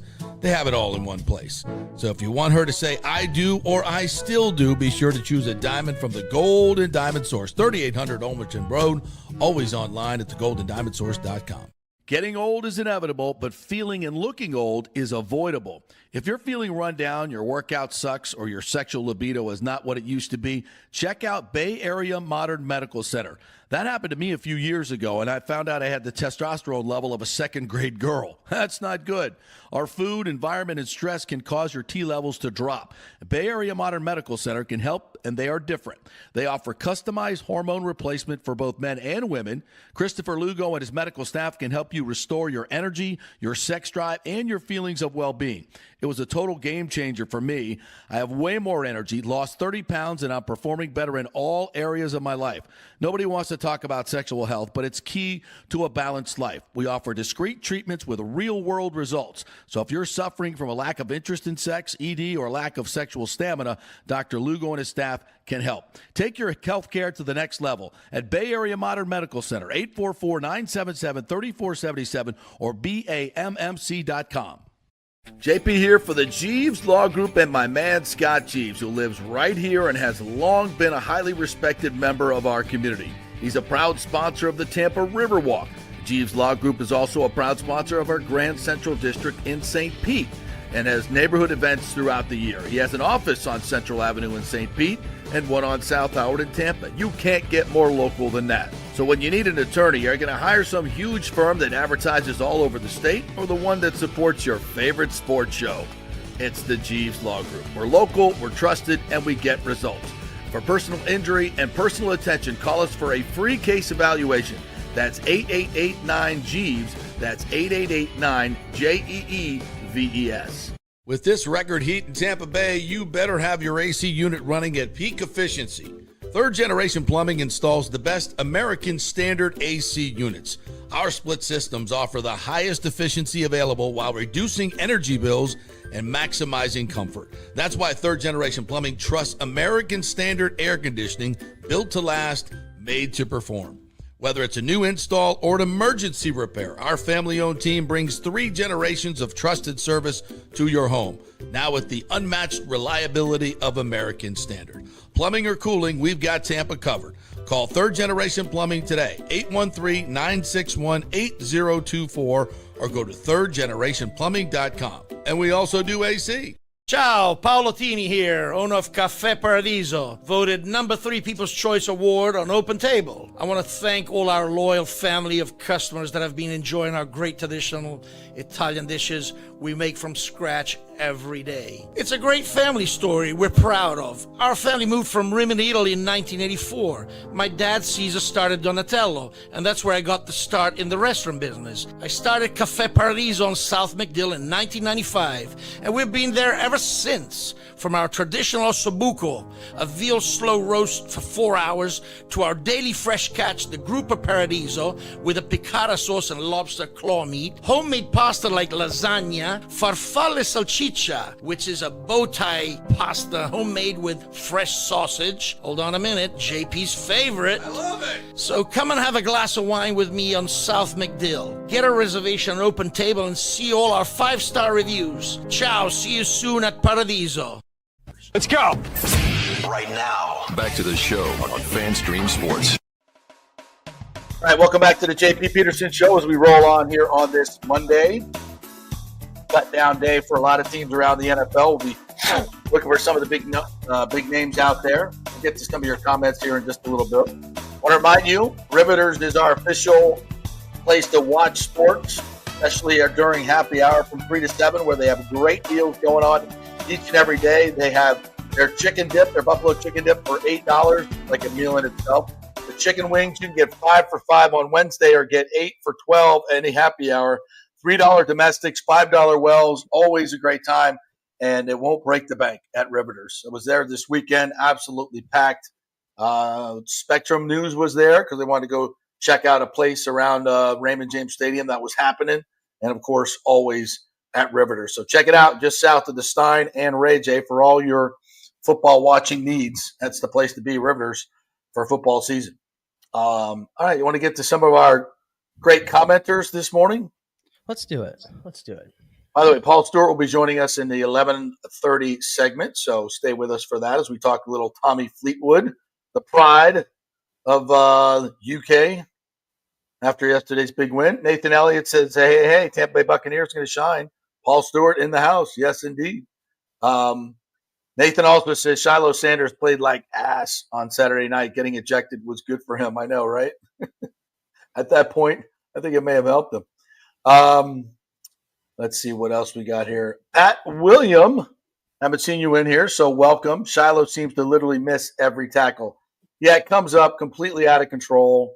It's a lot of same stuff we saw. Always looking for the big hit. Can't do that in the NFL. Got to play under control. Michael LaRue, good morning to you. Says Chris Braswell hasn't shown much in his 16 months here. I know the Bucs love keeping their guys, but he looks more like a practice squad player at this point. I would check in on Jadeveon Clowney. Could not agree more. I was going back through the All-22 tape. Yeah, I watched the All-22 tape of a third preseason game. That's what I do for you people. And I fell asleep doing it, I might add. But I said I got to watch Braswell on every one of his rushes. Man, he's like Velcro to offensive tackles. He runs into them, doesn't try to run around them, and just sticks to them. And it doesn't matter whether they're running a game or whatever. He just seems to find a blocker face up and can't get around him. He just shows nothing special. Great young man, really good dude. Plays the run okay, but got blown out in a couple of instances this past week. I just, for a second-round pick, wow. I was going to say if he was a 5th-round pick, I guess we'd be having a different conversation. But you expect some sort of impact from second-round players. And listen, it's just a shame because I think David Walker was going to push him for that 3rd spot.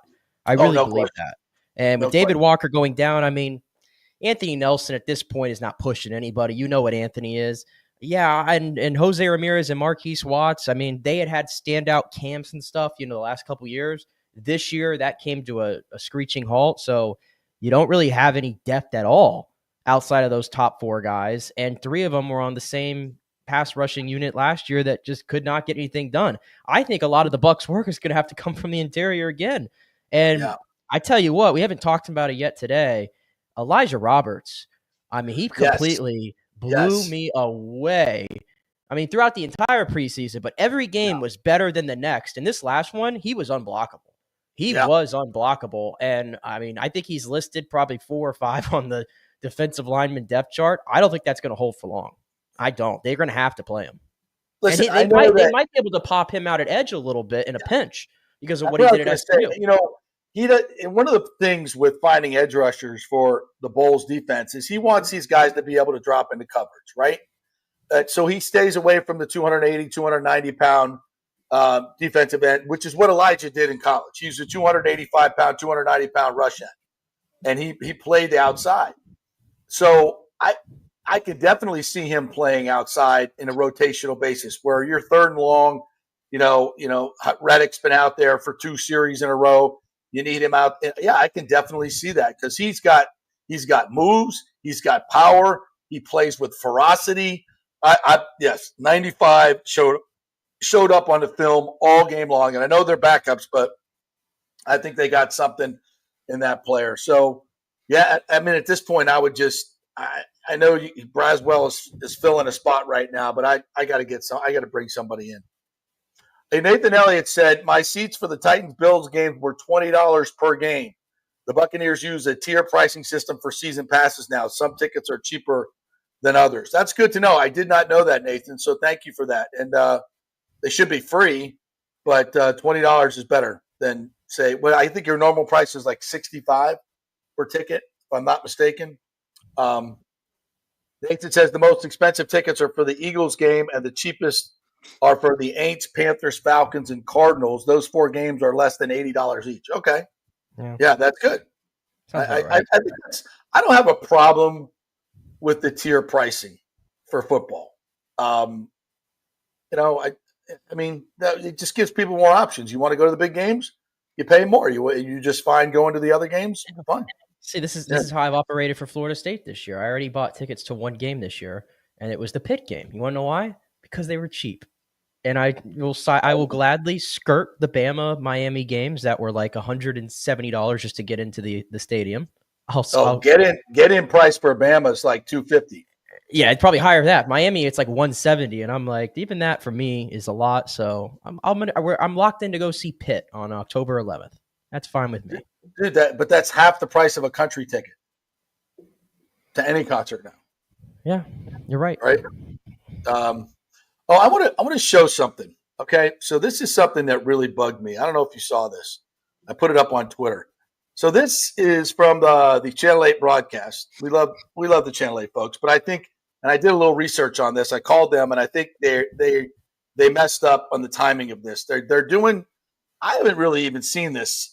They're doing in-game commercial spots, like you know how they do it for baseball. Yeah, it's like a 15-second spot. They do it for golf a lot, which I'm fine with, right? But they don't do it, you know, when the guy's about ready to make a winning putt, unless it's News Channel 8 and there's a water spout out in the bay.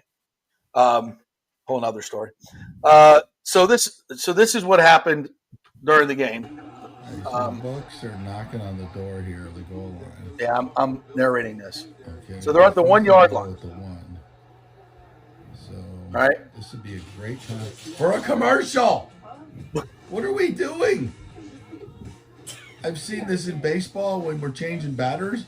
When we're on the goal line, we got a 30-second spot, even if it's in-game picture-in-picture. I've never seen this. Has anybody else ever seen this? I didn't even realize they were coming out of the huddle, too. They're coming out of the huddle! Because that's crazy. 50 times already.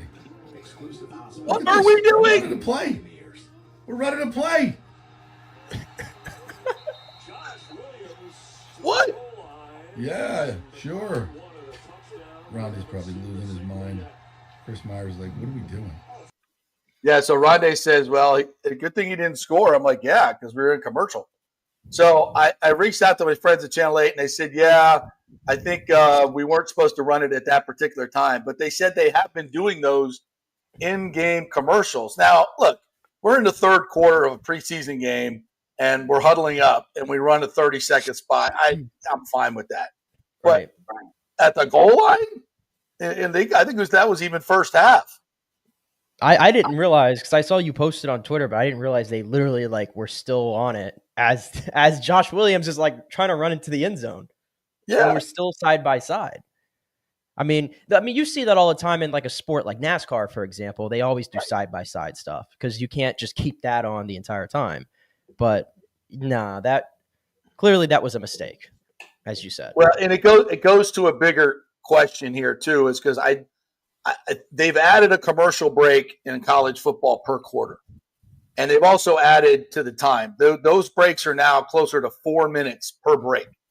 Ugh. And I think it's become completely obtrusive into college football. It's ruining the game. And the in-game experience and the in-stadium experience. It's worse going to the game. Yeah. Yeah, you're sitting there for 4 minutes in the hot sun, as I will be at the Alabama FSU. For all these commercial breaks, it's brutal. It is absolutely brutal.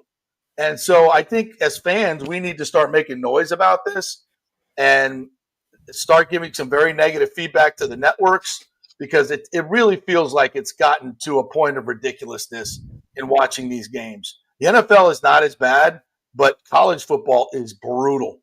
So and maybe even companies stepping up like they did for the Tour Championship. I think it was FedEx who did the entire back nine commercial free for the leaders. So, and I'm like, okay, I'm going to use, next time I have to get something delivered, I'm using FedEx because they did that and put it out on social media.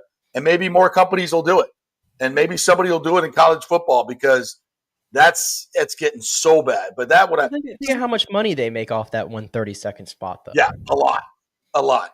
This is my general thing, and not to go on a soapbox here, and I don't want to, but I'll just worth mentioning. Like, I find myself, I don't know about you, I find myself not exactly falling out of love with sports, but like I'm starting to I don't know how to phrase it. Maybe I enjoy things a little less from a viewing standpoint. Yeah. Because I know what's happening with all this money stuff and everything that's behind the scenes, and it feels like the TV networks are guiding everything in every sport and the schedule and everything. And it's just sort of like, it doesn't feel like the sports that you remember, right? Everything just feels like TV has too much of a hand in it. So again, I don't know if I'm falling out of love with sports, but I'm definitely just a little irritated with the landscape. It's very intrusive, very intrusive. All right, we're going to take one more break. When we come back, Paul Stewart will join us from across the pond. He wants to celebrate Tommy Fleetwood not choking for once. Maybe he'll go back to choking in the Ryder Cup, but we'll see. And we'll talk a little Buccaneers and whatever else he wants to bring to the table. The great Paul Stewart, Bucs official historian, will join us next. Hey, we're brought to you by the Golden Diamond Source. If you're looking for that perfect ring, it's the Golden Diamond Source. Nick got his engagement ring there. I got my engagement ring there. You need to get your engagement ring there. Best prices, best selection, best staff, best people. Golden Diamond Source, 1300 Overton Road in Clearwater. Back in 3. JP here for Riveters, the official sports bar and grill of the JP Peterson Show. We're located just south of Ray J and Steinbrenner Field, so it's a great pre- and post-game spot, and the happy hour is amazing. Monday through Friday, 3 to 7. Check out these specials. $3 Bud Light drafts, $4 domestic bottles, $5 wells, $6 premium wells, $6 cocktails like margaritas. It's unheard of. And the Riveters food is freshly made daily. No freezers. Happy hour food specials include $3.50 tacos and barbecue sliders. $6 you get edamame or chips with the beer cheese, which is amazing. $8 buffalo chicken dip, my favorite. The truffle fries, chili cheese fries, also $8 at happy hour.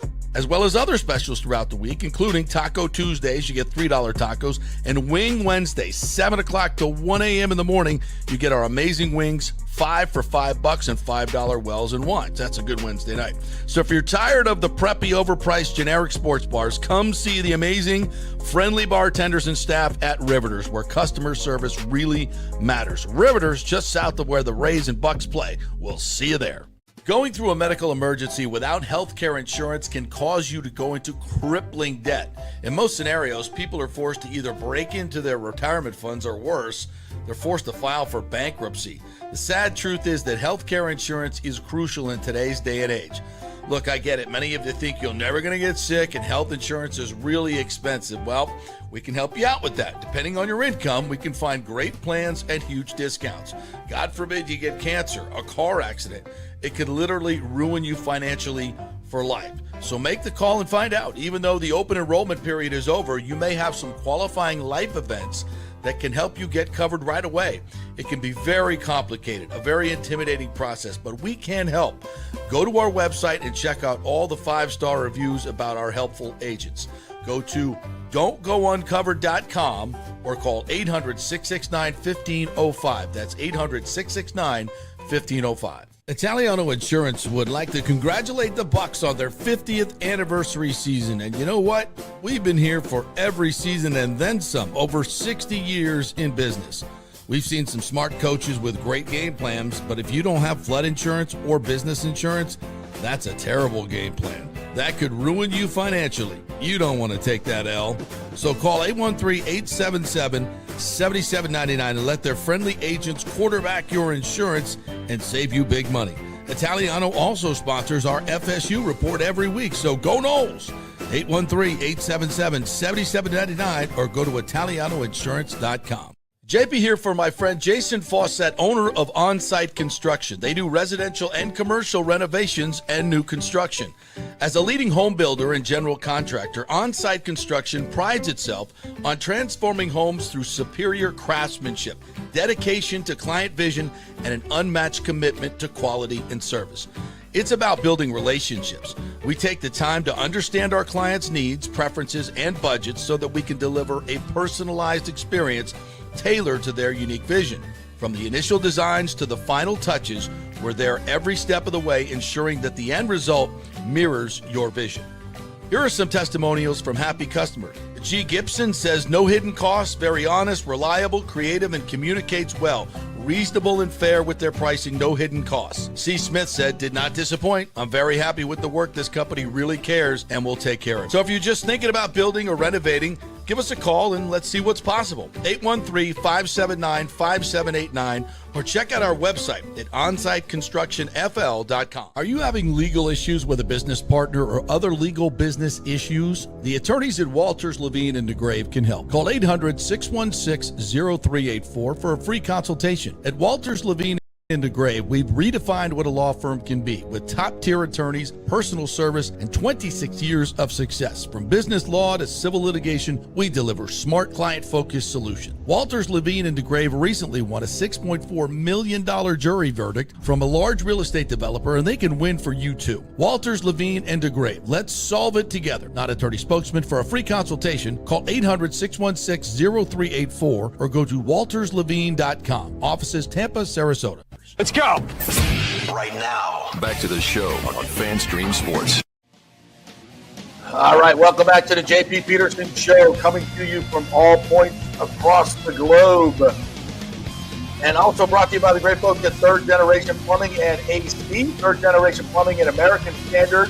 That is your combination for a great AC replacement.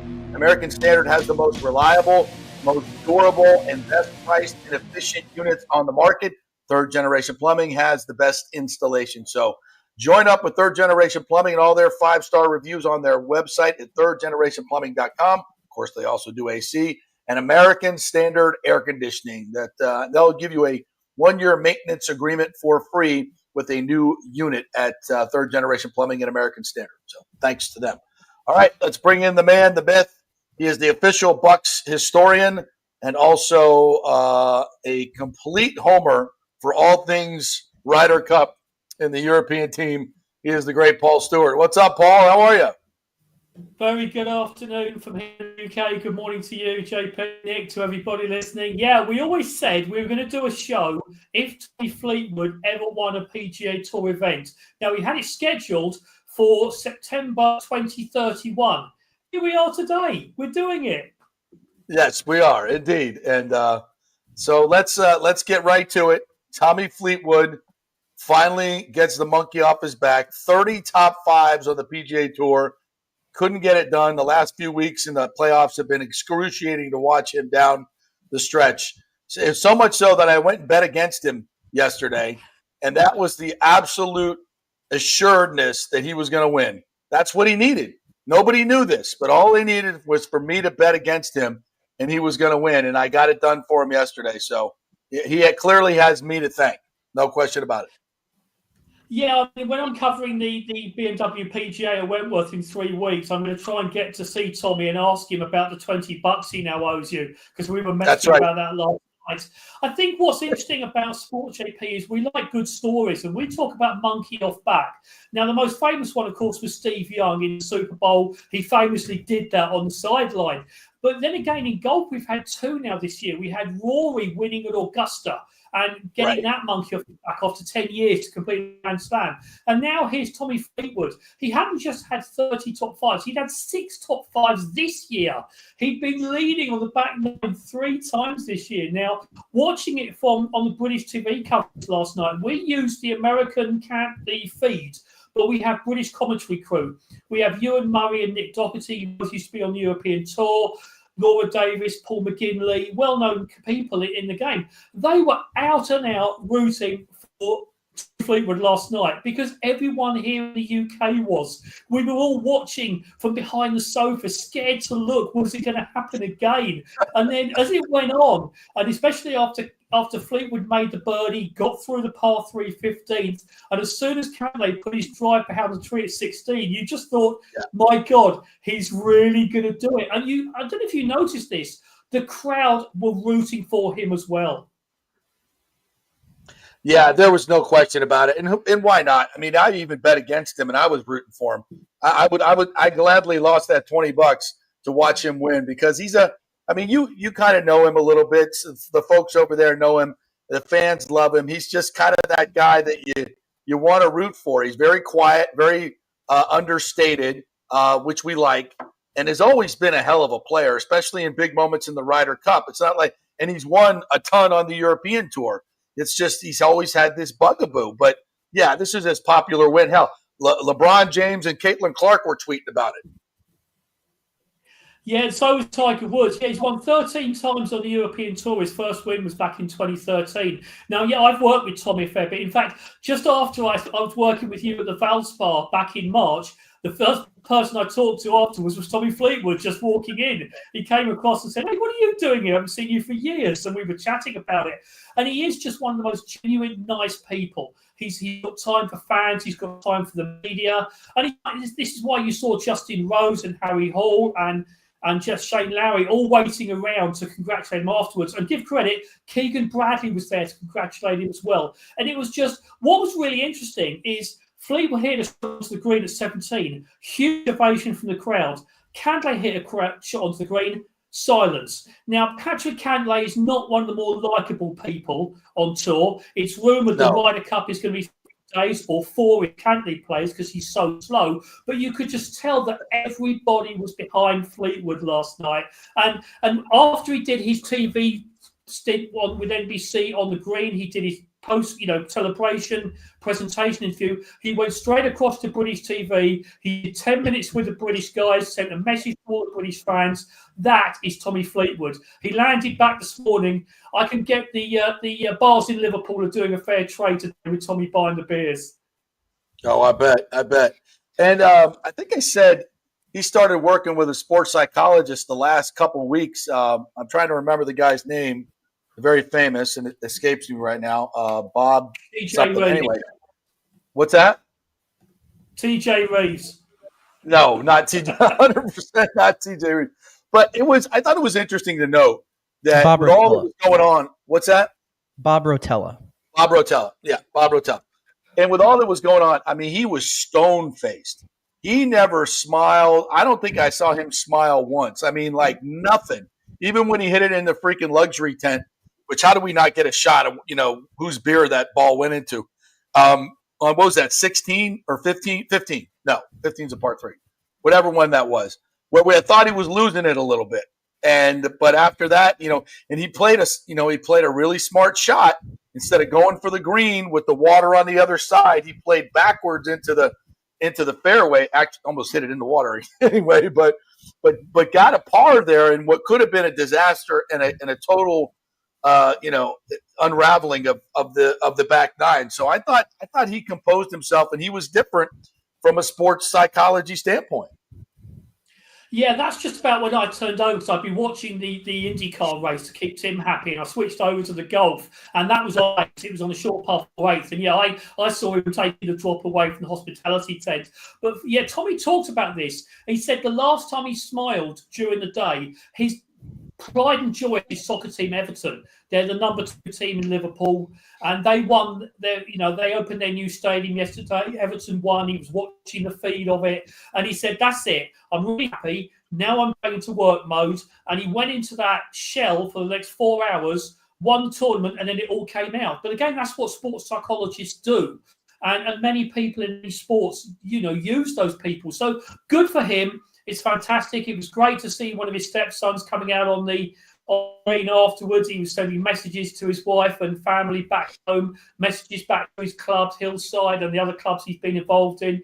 It was just one of those great things for sport. But what I would like to look ahead to now, JP, with the Ryder Cup coming up, is in the last 4 weeks, Ossie Scheffler won. The other 3 winners, Justin Rose, Robert McIntyre, Tommy Fleetwood. Which side do they play on in the Ryder Cup? Yeah, they're definitely hot, and some of our guys are not. And then, of course, there's the big controversy. Will Keegan Bradley choose himself? And I think at this point he probably should, but I don't think he's going to, right? I mean, his body language, he didn't exactly say that, but he said, what, it would be very hard for me to pick myself. I mean, I think he should play and hand the captaincy to Tiger. That's what I think he should do. I think that would give a boost to the team. I think Tiger should be the all-time captain from now on, just because who he is and what he brings, the intensity he brings. But that's just me. If we were doing, if we were really serious about this thing, which clearly we're not, that's what we would do. What do you think is going to happen? That's interesting. That's enough. I might have to put that on the BBC show I'm doing later today. I thought about bringing Tiger in. My own view, and I was talking with TJ about this last night when he dragged himself away from the 4 people watching live, was that Bradley should play. I think he should, because the captaincy is such a massive role. And I've talked to some of the people in the past, going back to Tony Jacklin and Bernard Gallagher, and that was back in the 80s and 90s. It's so much more now. So I don't think you could do both. And I think there are enough good players that Bradley needs to focus on the management side. Now, the Americans announced their Ryder Cup team on Wednesday. The Europeans announced theirs next Monday. Now, along with the 3 I've named, McIlroy, Hatton, and yesterday, Nikolai Højgaard clinched his automatic spot with a coming second at the Belfry in an event on the DP World Tour. Now, the wildcard teams, you're definitely going to see Lowry. You're going to see Rahm, Oberg, Højgaard. There's really only Matthew Fitzpatrick. There aren't going to be many surprises on the European team. But I don't think Bradley can play himself. He has to concentrate on the captaincy. And even though the European team's loaded, I still think I'm going to be bringing you out a polo shirt when I come over in 3 weeks' time. Really? I don't know. I know they're playing on home soil, which I don't really think matters much. In fact, I think if the European team will be fired up because of the people rooting against them. I don't know. Does the venue even matter anymore? It's a good point. I mean, I just think, and we've talked about this going back for a couple of years, I still think it could be the end of the Ryder Cup because I think the American fans could get out of control. I really pray, I hope it doesn't. But I just think if the Americans start winning, they'll get out of control. If they start losing badly, they'll become bad sports and get out of control. I hope it doesn't. But that's just always been my fear. But yeah, you just need to tell me large or extra large polo shirt. I'll bring it out in advance for you, JP. Large, please. Large, please. I'll be like, Nick, what do you got? I don't think there's much confidence though on this side of the pond, to be honest, going into this. I think everybody's resigned to the fact that Europe has the better team, and it's been like the good vibes season. You already mentioned Rory winning his Masters, Tommy Fleetwood winning yesterday. Justin Rose snapped a long losing streak. Victor Hovland did the same thing. Matt Fitzpatrick found his game. Over in the live side, Tyrrell Hatton and John Rahm, I mean, whatever that was yesterday, they won, and I know they've had good seasons over there. And in the Americans, like if you go through the team, it's like there's unknowns, like, with guys like Ben Griffin, who are probably going to be a part of there, or some of our top guys like Morikawa and Schauffele have not played well the entire calendar year, but they're going to be there. And then on the subject of Keegan, if you sort of go through the names that are probably going to be there, Keegan's decision is probably going to be, do I play or do I send one of Cam Cam Young or Sam Burns. I think that's what it's going to end up happening. Do you take both of Young and Burns, or does Keegan play and take one or the other? I think that's the way I see that. I think that's a very good pick. I mean, what I'm going to do, I'm just going to take back and record those messages of how down you are and make myself feel really good over the next 3 or 4 weeks to give me the boost about it. The Ryder Cup is just where you can almost throw the form book out of the window. You know, there have been times where the Europeans came from nowhere to play well. The Americans did it. The year Faldo was captain back in 08, we got blitzed. So you can throw the form book out. But the one thing we've always said is the European is one team of 12 players. The American team is 12 players, and it's a huge difference. And this is the aspect that Bradley's got to get right. He's got to get a team. Now, do you remember back 2 years ago, and you talked about this, JP, how most Americans didn't even care. They just flew over on the Monday, whatever. The Europeans had been there playing for 2 weeks. Now, the Europeans, we've got a big flagship event 2 weeks before on the 11th, 14th at Wentworth. There's the Irish Open the week before, which Rory is hosting. All of the Ryder Cup guys will be there because they want to support Rory in that event. So straight away, you've got that bond building as we go through September. That's the biggest element that Keegan's got to decide. How can he get a team spirit for a team that plays to 12 individuals? Yeah, and we saw that in Italy, and it was an embarrassment for the American side. And because Zach Johnson couldn't get guys to come over even a week ahead of time or a few days ahead of time to get used to the course and look at it. It's just, for whatever reason, the American side just does not put the importance to this that the European side does. And it's not just in terms of, playing as a, quote, team, because I think that's kind of a weird thing. It's the preparation. Like, we just don't really prepare for it, and I guess part of that is playing as a team. If you play a 3 or 4 rounds, practice rounds with a guy who you might be playing with on that particular course, and the other team does not, that's a huge advantage. That's a humongous advantage. And our squad didn't even really take the time to do that last time. So that just proves to you that it just doesn't matter as much to our guys as it does your guys. And I think in the end, that's what it's all about. And it's sad to say, but on home soil, you would hope it matters. But I don't think it does. I mean, it matters, but not to the level. Yeah, this is a point I'd like to see. Nick, what do you think about this? Is that over here in the UK, we are used to representing our country. When we support our soccer teams, you support Liverpool and Manchester United. You come together to support England, and you do it at cricket and at rugby. Whereas in America, you very, very rarely support your country. Is that something you think as well, Nick? Yes, I'm a big, Premier League fan and everything. And I'm, obviously it's just returned and everything. And I'm watching that. And I love it because it's such a vast contrast from watching American sports and then watching, a sport over there in England. The crowd, the way they interact with the club, it's different. It's their club. Yeah. When the players score, they're not pointing to the back of the jersey. They're holding up the badge. And they're showing it to everybody. And I feel like people get more into that. I don't feel like we have the same thing over here. No. We're fighting with our own national soccer team right now. And then we're fighting with our women's national team for other reasons. There's just so many things that are different from those two standpoints, where it feels like even though these guys may not all be from the same country in Team Europe, at least for that tournament and everything, they're all together. And we just haven't had that on the American side. I mean, yeah, we have our own players wearing national uniforms taking a knee. I mean, it's just that's what we do here in America, and it's nice that we can do that, and we have the freedom of speech, and people feel powerful enough that they could, quote, stand up against whatever it is they want to protest. But I think it's a joke when you're wearing a national uniform to protest your own country. I mean, there's plenty of other places to do that and platforms to do it. Lord knows. Back in the day, you wanted to do it at the Olympics because there was no other form of communication. I get it. That's totally appropriate. In this day and age, when everybody has their own television station and podcast, obviously, then you don't need to do it on a stage like that. And that's what we do. And that's what America is all about now. It's all about the individual. It's not about the collective. Everybody's out to get their own bag, to talk about their own. There's no sense of team. That's why when you see a team like the Buccaneers, as we do the professional transition, that do pull together and play as one, it's such a huge advantage against look at the Cowboys self-destructing. Look at the Redskins.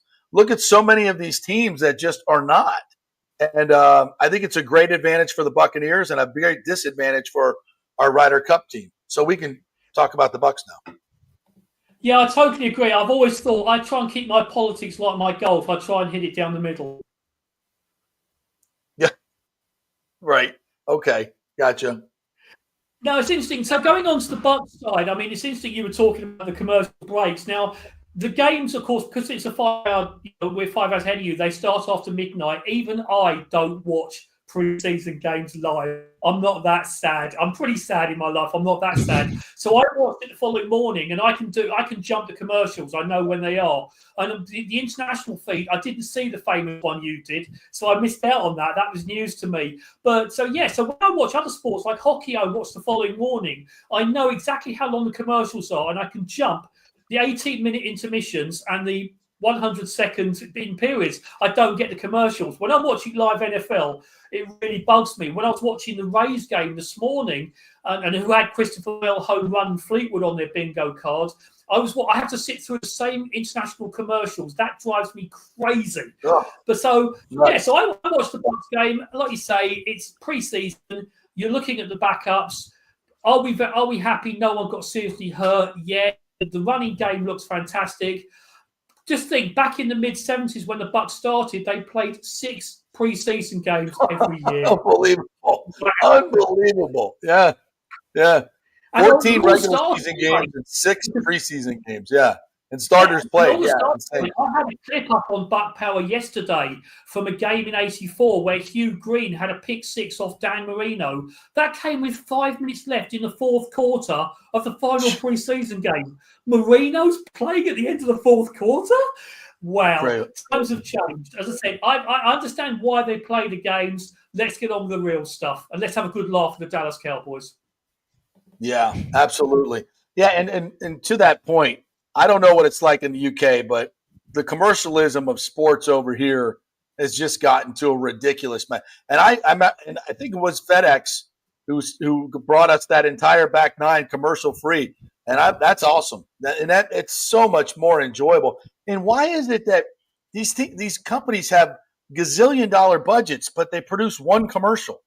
Like we see the same commercial 50 times, and if you're a Rays fan, you see the same commercial 20,000 times in the it's like what, like you guys can't do something, produce 5 or 6 commercials, which you could do on a phone now, by the way. It's bad, and I can't stand it. I think we're all saying get off our lawn here, guys. No, I totally agree with you. And as I say, we have the same thing in the UK. We have what they call the Rolex hour. Now, if I had enough money, I'd immediately go and buy a Rolex in honour of it. But I think that's out of my price range. So at least you don't have advertising all over the shirts like we do in English soccer, which nearly all of them are gambling companies. I really got the hump this year when they put one small logo on a Lightning jersey. That can go. Get those off. Sorry, no logos on sports jerseys at all. They're iconic. I'll take a logo on a sports jersey over the commercial interruptions anytime. Like that's fine for me. All right, Paul, we're looking forward to you coming across the pond in a few weeks. So you'll be here for the season, the home opener, right, against the Jets with the throwbacks. That's correct. I'm flying. I'm doing like a flying 5-day trip. I'm going to do a Rays game on the Thursday, Steinbrenner Hyatt Plant on the Friday, USF Bulls Saturday, Bucs all day Sunday, and I'm sure I'll see you guys down at Riveters. Nick, the first beer's on me at Riveters. Awesome. Hey, sounds good to me. All right, Paulie. Thanks, buddy. Appreciate you. Take care. U.S. By the end of this, we'll be rooting for the international team on the Ryder Cup. I don't know. I don't think it'll get that bad, but it might. Who knows? I'm down. I'm really down on the USA. But I think we all. But yeah, maybe the fact that we're all down on them is going to be the point where they actually turn up this time. I think maybe give us that's all something we to need. root for God's sakes. You know. I mean, I'm happy though. Like JJ Spawn, earned his way onto the team. Like there's some fresh blood there. Russell Henley, Harris English. Like these guys had to earn their way onto the team, and everybody's like, oh well, they aren't the big names, but I don't know. It's at least a little bit new, and like the Dustin Johnsons of the world, who I don't even know if he Big loves names golf haven't gotten it anymore. done. Like you know? Koepka, I mean, at least like we've those guys have been weeded out now. It's a fresh blood, at least. Yeah, and I think these younger guys will care more. To be quite honest. Yeah, and we have the ultimate X factor with Mr. Scheffler. So yeah, exactly. But do you like my idea? Keegan hands off the captaincy to Tiger and plays on the team. Tiger comes to the press conference on Wednesday. Like, what's Tiger doing here? Imagine he comes up unannounced. Nobody leaks it or anything. He just rolls up in there. He gets up at the dais, and that's Tiger and Keegan, and we're like, what are we doing? But, Tiger, see, if Zach Johnson says, hey, guys, come on over a week early to Rome, and let's get some bonding, and we'll play the course, and, everybody's like, yeah, sorry, Zach, not going to do it. Tiger calls you and says, hey, we're all going to meet in Rome, a week early, and we're going to get this thing done. You're like, yes, sir. Yes, sir. It matters. It matters. The captaincy matters if it's someone like that. If it's Zach Johnson, nobody's listening to him. Well, I was going to say, I don't even know if Tiger is realistic. It's one of those things where you would be fun. Outside of Tiger, is there another name that you could even go for? Paul Azinger, who had the best captaincy of all time. I just make him the captain every year. He knows what he's doing. He has the respect of the guys. It's just I don't know. Something needs to change. That's for sure. Michael LaRue says college football games are 4 hours long. I can't watch live anymore. I'll watch on delay for the replay and skip the commercials. Yeah, it's brutal. It's brutal. Absolutely. Anything else we need to get to here today?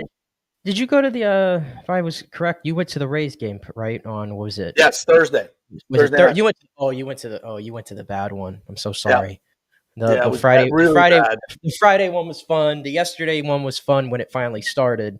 We didn't talk about it. Sorry, we totally ignored the Rays. My bad. Well, I was going to say the only thing worth talking about is the left side of the infield. I mean, let's just keep it exclusively there. Yeah, Carson Williams was there in the dugout on Thursday night, but he didn't play.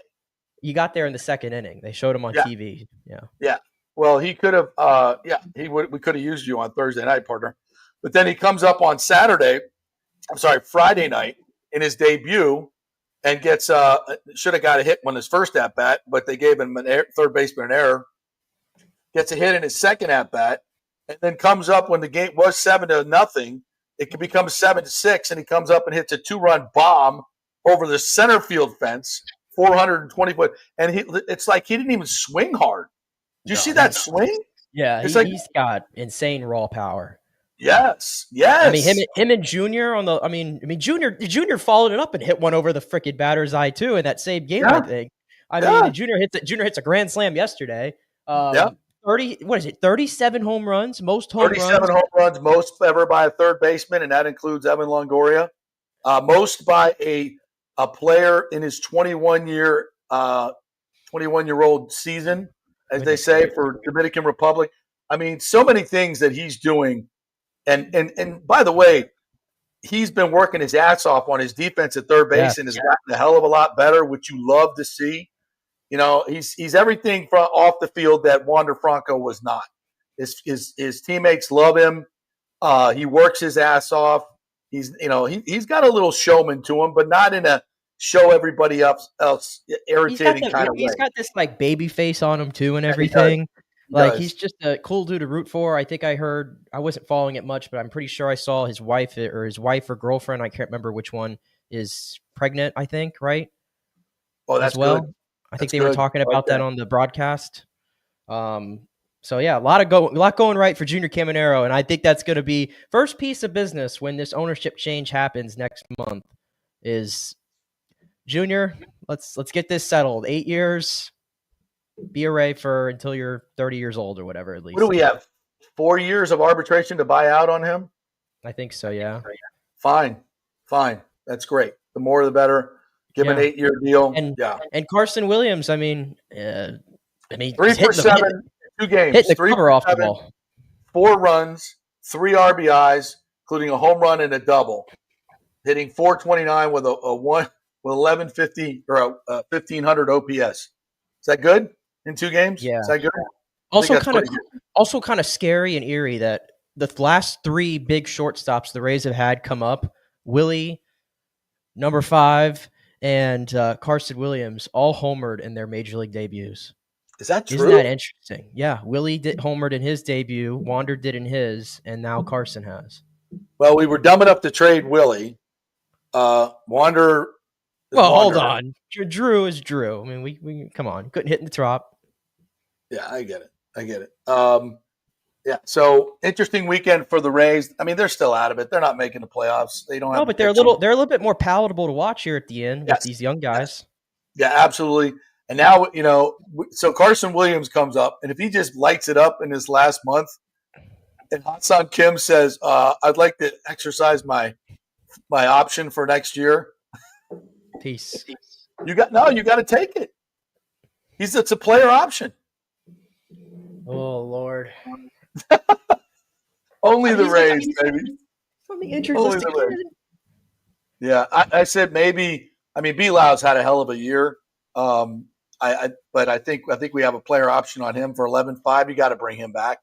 Oh yeah, all-star season. I mean, the infield's going to look great next year. Yeah. I mean, I figure out outside of Chandler Simpson, figure out some outfield help, but the infield is set.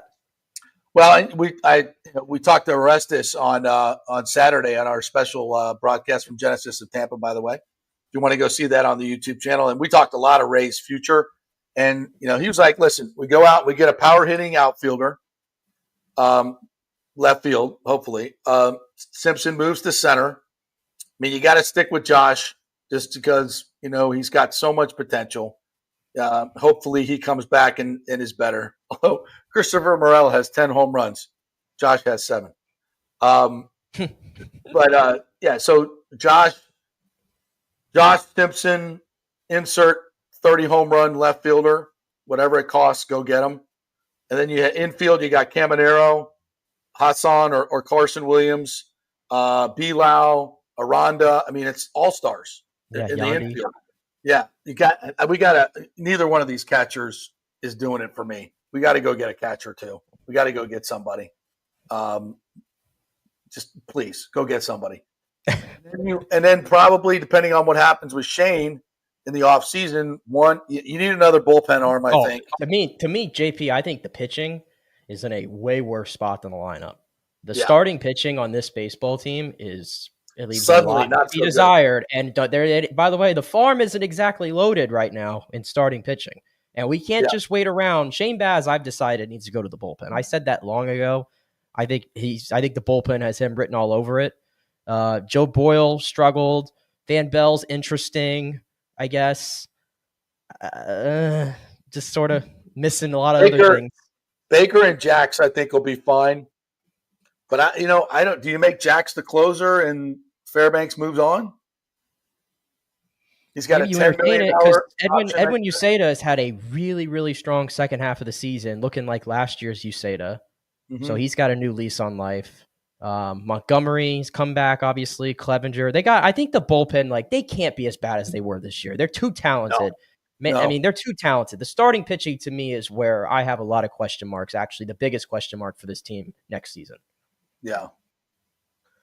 All right. That'll do it for us here today. Great job, Nick. Appreciate you. Thank you guys for joining us as well. All your comments well received. Thank you to Paul Stewart for joining us. Corey Long as well. If you missed anything, don't forget Apple and Spotify, wherever you get your podcast. Please like and subscribe. Also like and subscribe on our YouTube channel. We would really appreciate that. And that little QR code there at the bottom left, if you'd like to support the show and our independent journalism, anything would be greatly appreciated. Have a great day, everybody. Go Rays tonight at the Guardians. We'll be back tomorrow with more fun and frivolity. See you then.